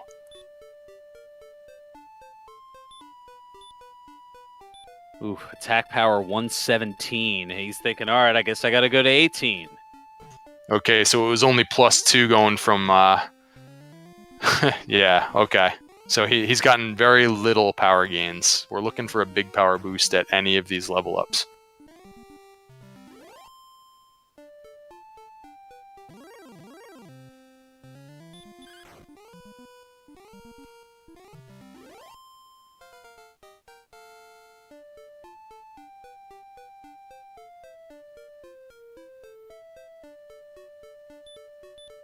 4, 1, 2, and 6. That's going to put it up to 121. So now you're... Oh, man. And now 729 to get to level 19. Yeah, 121 still not enough. Remember, with this HP total, he can get a lot of attacks in, but it's still 121 is really not enough. You're looking at an attack range of 5 to 10 hit points per attack on the second form of the Dragon Lord, which the interesting wrinkle to this is it can have anywhere between 100 and 230 hit points.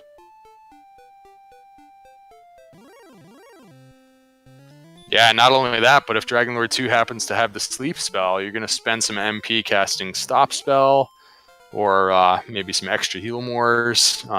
So it's less easy to know exactly how many resources you'll need for that fight. Sometimes he is relatively easy as well, so that's part of the decision making now. When exactly is the right time to make that dive? Right now he's at 130 attack power, so starting to get borderline now, and he's got to wonder if his opponent is on his way in. Only essentially one more enemy to get to level 20, only 99 experience. All right, let's see if he gets more power from that level up.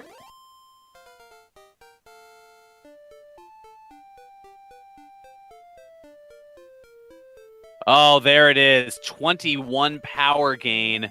I think it's go time. Yeah, that was the magic level. It is go time, baby. Let's see what happens on this dive.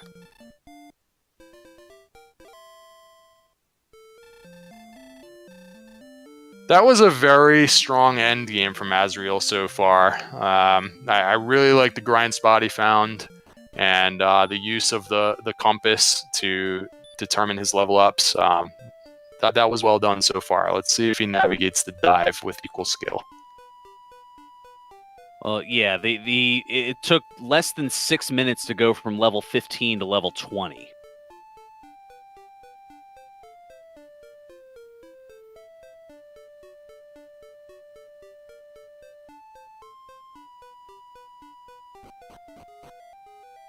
And Lavkian noting in chat, Azrael utilizing the fairy water to conserve MP, 134 magic points. Yeah, he must have gotten a giant MP boost in some of those levels, because he was at about 88 MP when he started that grind, so he's got tons of resources now.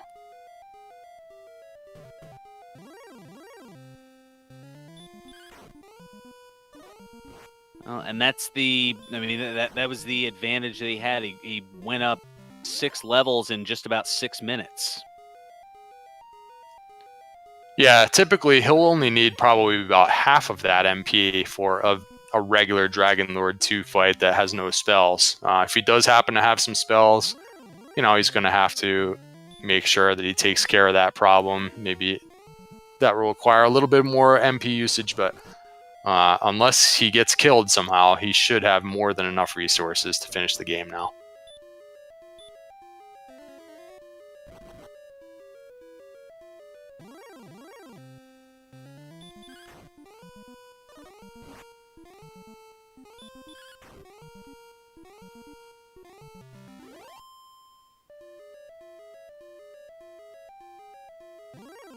Captain Green on his exploration here has run out of MP. I think there are some towns nearby.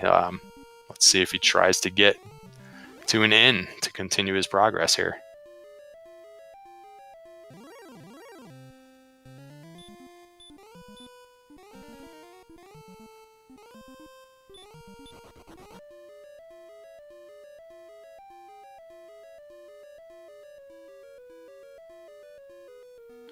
And so far, the dive has not been too challenging. The enemies are not causing him too many problems along the way.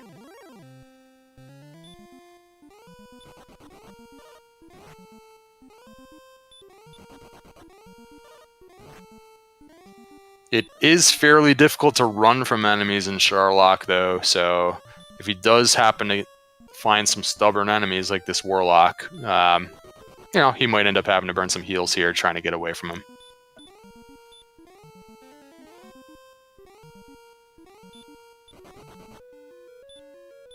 Oh, and he goes with the sleep run technique. Yeah, I like it. That's gonna be a great technique to use throughout the dive.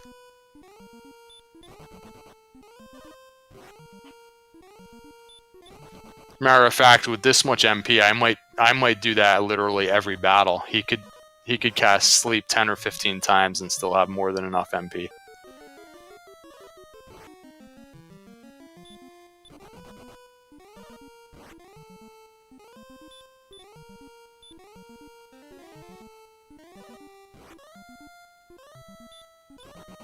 Except it doesn't seem to be working here on the werewolf.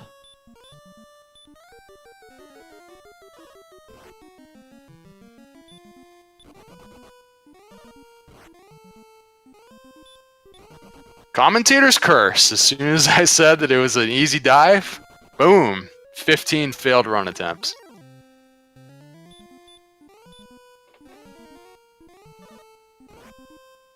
That's why I try not to put myself in that position.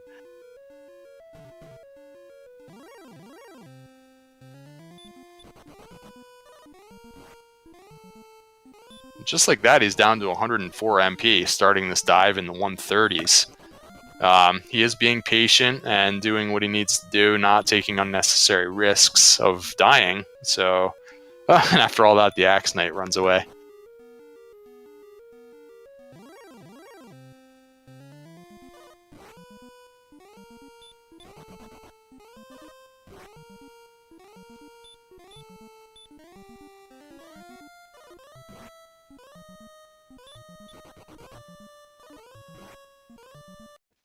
The Warlock, I believe, was the enemy that he was able to sleep run from successfully. So he should be making note of which enemies are susceptible and just going with that strategy. Remember, sleep only costs 2 MP, but every time you have to heal more yourself, that's 8 MP.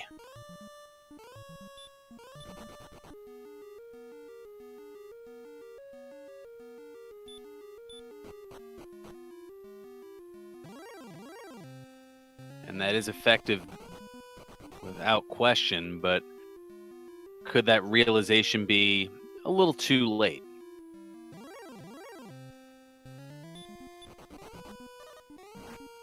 Still enough for 10 heal mores. It's starting to get a little dicey now, though, if the Dragon Lord 2 happens to be a formidable enemy.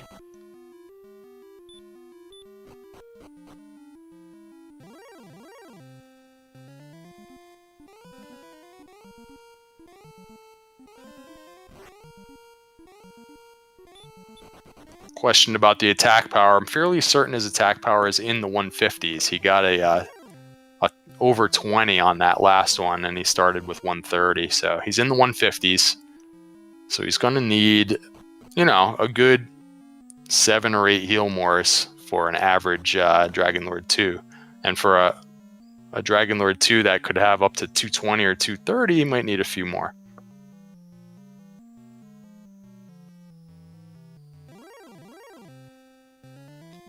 I've even seen Dragon Lord 1 swing and hit players for 75 to 80 hit points as well, so it's not over yet.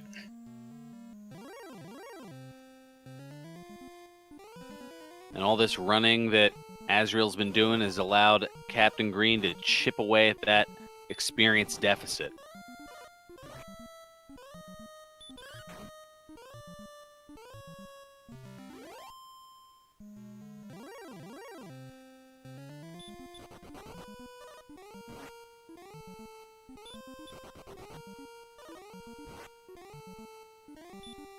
And also getting some exploration in as he makes his way through the grave. Yep, he's going the right direction now for the Stones of Sunlight. Looks like he'll be picking that up momentarily if he survives the trip.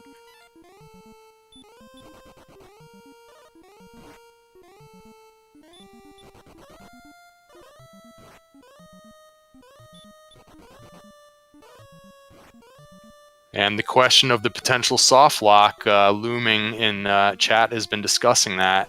I wonder if we'll see the Death Necklace here and the risk of a soft lock.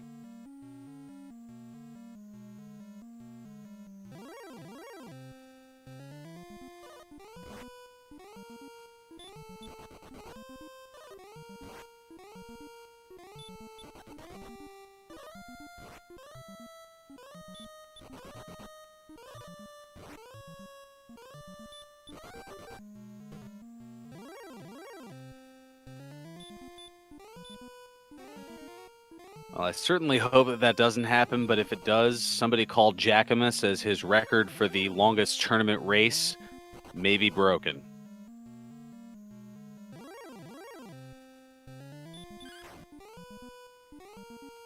Captain Green has just acquired the Stones of Sunlight.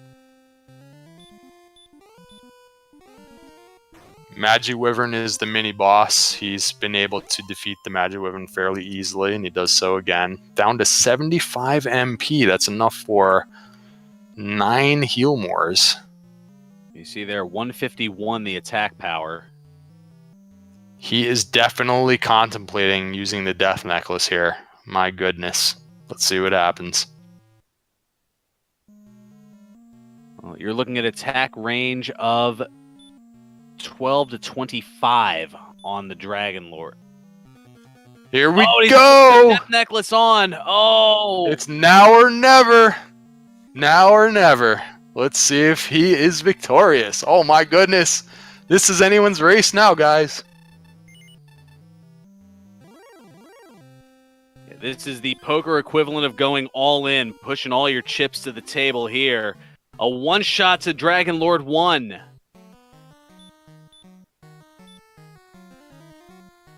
Going straight to the stop spell, and he blocks the spell on the first try. Well, that has significantly increased his chances. Yeah, I would call him a favorite to win now. He would have to have nearly max hit points in order for this to be a struggle from here on out.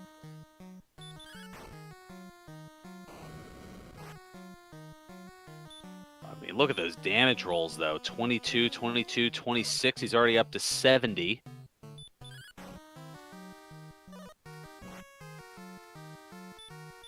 $29. How much HP does the Dragon Lord 2 have? And any attack from here on in could be enough to do him in, as we're up to 118. Oh, and another 28. Puts us up to 146. And 17 is going to do it. Somewhere around 163. And high risk, high reward at the end is going to pay off for AzraelRavenheart. I can't wait to ask him if he was aware of the danger there with the Death Necklace. Ladies and gentlemen, get out your GGs for AzraelRavenheart, who will finish in first place in this race with an official SRL time of 1 hour, 47 minutes, and 48 seconds.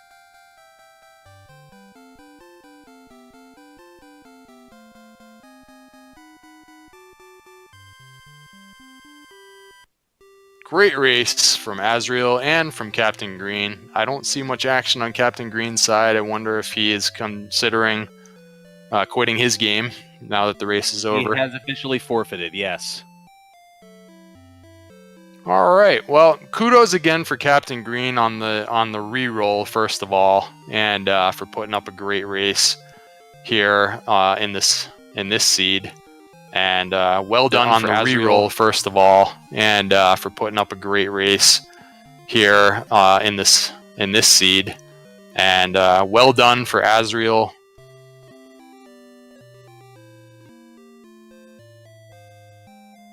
And I believe we have AzraelRavenheart here in the Discord chat. Congratulations and GG. Thank you, thank you. Man, where to start with all this? I mean, the initial roll that didn't quite work out so well for anybody, and then after the re-roll close to 20 minutes in, a complete change of fortune. Yeah, that first seed was really rough. I had thrown out a really early reseed proposition. Green wanted to stick with it for a little bit longer, so we just kept persisting a little bit. He finally opted in for the reseed, and then it feels bad because he got a kill and got a level right after we agreed to reseed. And then when he proposed the reseed in the second seed, I was already level 5 and had found Rimulder and Garenham and the Grave. Yeah, it was by that point, as I'm looking here at my chart, by the time Captain Green had even gotten to level 2, you were already at level 6 and a few minutes away from hitting level 7. Yeah, that was actually not too bad of a opening for Chaos.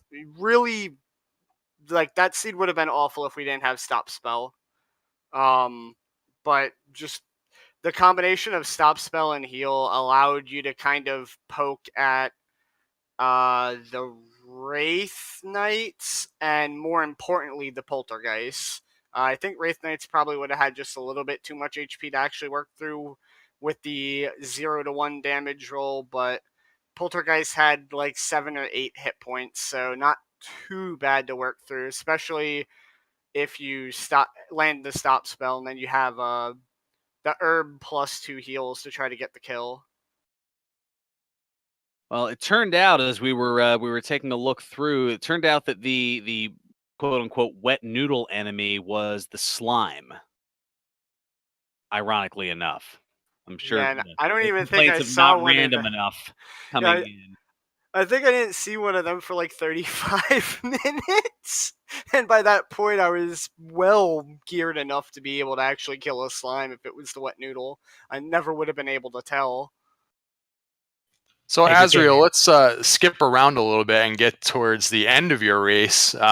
When you made the decision to use the Death Necklace for your Dragon Lord fight, were you aware that if you had lost that fight, you would have been soft locked out of being able to get back to the Sharlock? If I'm not mistaken, I would have only been soft lock had I run out of MP, correct? And I had herbs as well.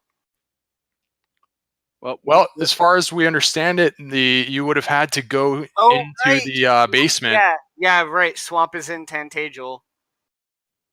Right. Weapon area was Yeah. on the other side. Yeah.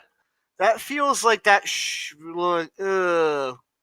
That's almost dangerous to be in the logic, but my stats were so high that I was like, all right, if I put the Death Necklace on, I'm swinging 15 to 30 on the Dragon Lord with 7 heal mores, or no, 9 heal mores.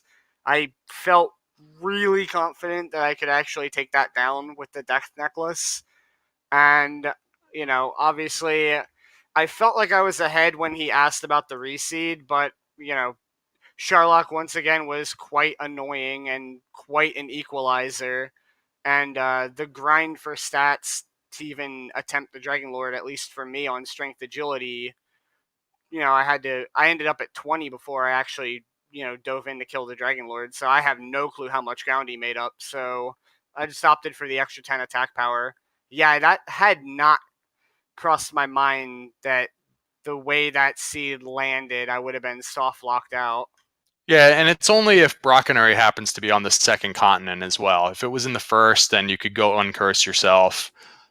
So there are some options there, but it looked like in this one it was set up for a soft lock, and your stats clearly were there when you put the Death Necklace on. It's just in Chaos there is always that chance that you're going to get a high stop spell resist and a sleep lock from the Dragon Lord too. So it was a little bit exciting at the end. It's never a sure thing. I probably should have done the first attempt without the Death Necklace.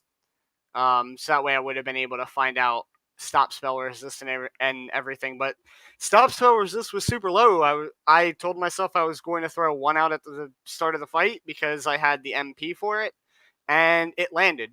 I don't think he had anything because I saw no sleep and no heal. I don't know whether maybe I just blew through the end of his HP too quickly for it, but it looks like the stop spell didn't matter there, but he was definitely not too resistant to it, or I got lucky. Yeah, it was a great, well executed race all the way around. I think the another area that kind of propelled things forward for you was when you did go ahead and get the key from Rimmeldar, and you went through the swamp cave, and you executed that gold grind on the Death Necklace chest. That's a detail a lot of players would not have thought of, and that allowed you to get the magic armor and the flame sword pretty early on. Yeah, Like, as soon as I found Rimbledar, I looked and I was like, damn, I only have 27 gold. All right. And I tried to, like, grind for 1 or 2 keys around Rimbledar, and I think I just got immediately blasted back to start by something. And my resolution there was, like, get enough gold, get to, like, Rimbledar, buy a couple keys, save, check treasury, check basement. And by the time I got to Garenham and I got the Death Necklace, I was like, wait a second, hold on. That means I can gold grind, and I only went to like 800 to begin with, just in case there was nothing Garenham. But I found the magic armor. I already had seen the flame sword in Rimolder, so I was just like, yeah, let's get 4,000 or so gold. That gets me flame sword, magic armor, and a full complement of keys to move forward. Yeah, exactly. That whole sequence of events, I think, was well executed and really saved you a ton of time over. Captain Green had trouble getting started anyway, but then all of that with getting the keys and making full use of the keys in that way was another advantage that you had. I think that was a really good part of your race. Yeah, after that, it seemed like it was just a matter of exploring everywhere and finding everything. Once you got to around level 10 or so, it seemed like you had some pretty good survivability because you did have that early strong equipment. So you weren't dying nearly as often, and it allowed you to explore pretty efficiently. Yeah, I think by 10 I also had hurt more. Or at least heal more. I think Hurtmore came at around level either 7 or 8, I think. So yeah, it was definitely in play.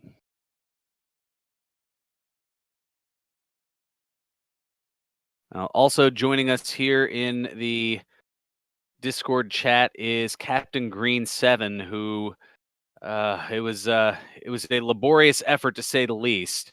I mean, good effort, good game. What are your thoughts on things here, as avoiding profanity as much as possible? Yeah, I was tilting pretty hard for the entire first 30 minutes of the second seed there. I think what really killed me was when I don't even have any idea how I missed this, but when I finally realized I had heal, that was a bunch of profanity there that I will not say, but I don't know how I missed that. And then the other big one was, of course, I guess I just never marked on my map that one town was Rimildar, so that's why I was just randomly running around the island over and over again until I finally realized, oh wait, there's keys in that town, and finally got back in there. So yeah, I mean, just a ton of it started off as bad luck, but then just a ton of bad play and tilting play on my part just compounded it. So it just did not end up going well.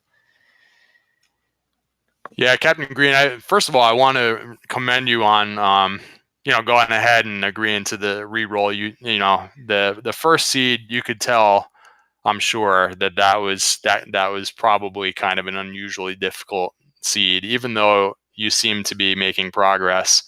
That was the kind of seed that we would typically see a re-roll on, and whereas the second seed was just more of a standard chaos situation where you just might be unlucky, like you were, to not get that first kill.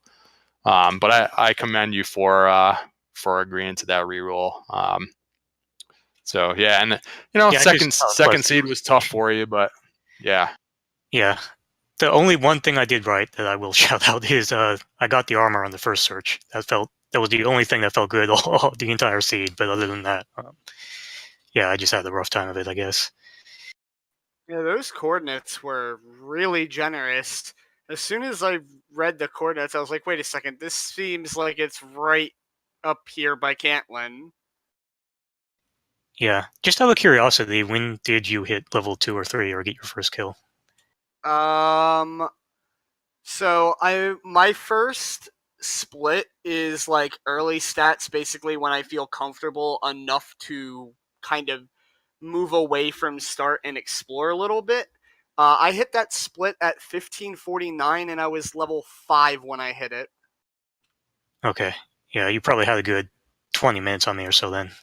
Yeah, I want to say I probably got my first poltergeist kill around 10 or 12. I was on strength HP, I took a couple shots at the poltergeist, and then I opted to swap to strength agility to get that little bit of extra health as a buffer. Turned out it was only 1 HP, but I mean, it might have ended up mattering at some point in that early grind. I don't precisely remember, but yeah, I actually like reset over and swapped over to strength agility to try to hopefully secure the poltergeist kill, because that was what I kind of identified as the prime target for where we were. I can, I was going to say, I can interject with some of the numbers. It was about 13 and a half minutes in that you'd gone from level 1 to level 3. And then it was maybe a minute and a half later that you went from 3 to 5. And that was what got your momentum going. Whereas, unfortunately, on the other end for Captain Green, it was just under a half hour before getting from level 1 to level 2. Yeah, I finally found a slime. I don't know how rare those must have been to not see one for half an hour, but that was what got me to level 2. Yeah, I play my share of poker myself, and so I appreciate the description of being tilted there. And I think that's kind of a sort of a mark of playing chaos just in general. I feel like it's almost designed to frustrate you in the beginning, and it's I think it's tough to overcome. Like if you do go 30 minutes without a kill, you're just yeah, I can imagine how it must have thrown you off. Yeah, I mean, that's where I made the really silly mistake of not realizing Rimildor. I had already been there, so I think that's a stupid mistake that probably would not have happened had I not been a little bit tilted at that point. But yeah, I mean, I just tried to power through, do my best as I could. So Alrighty. Well, as far as the tournament goes here, Azrael, I was gonna say you'll both be moving on.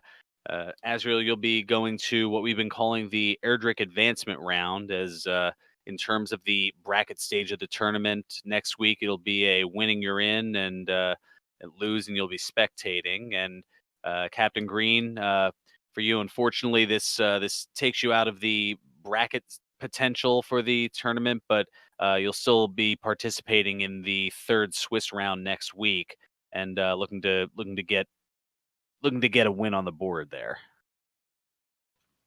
yeah, have a chance to put the C behind me, so that's a good thing. Exactly. Yeah. To kind of put this seed in the rearview mirror. Kind of hit kind of a mental reset on that. A chance to get things moving in the positive direction, and we'll find out this coming Tuesday night how those matchups are going to lay out once the remainder of our matches occur here. The next one, in fact, is going to be roughly 20 hours from now, exactly 20 hours from now, as we have hit 1 o'clock here on the East Coast. At 9 o'clock tonight, it will be Jackamus against High Spirits.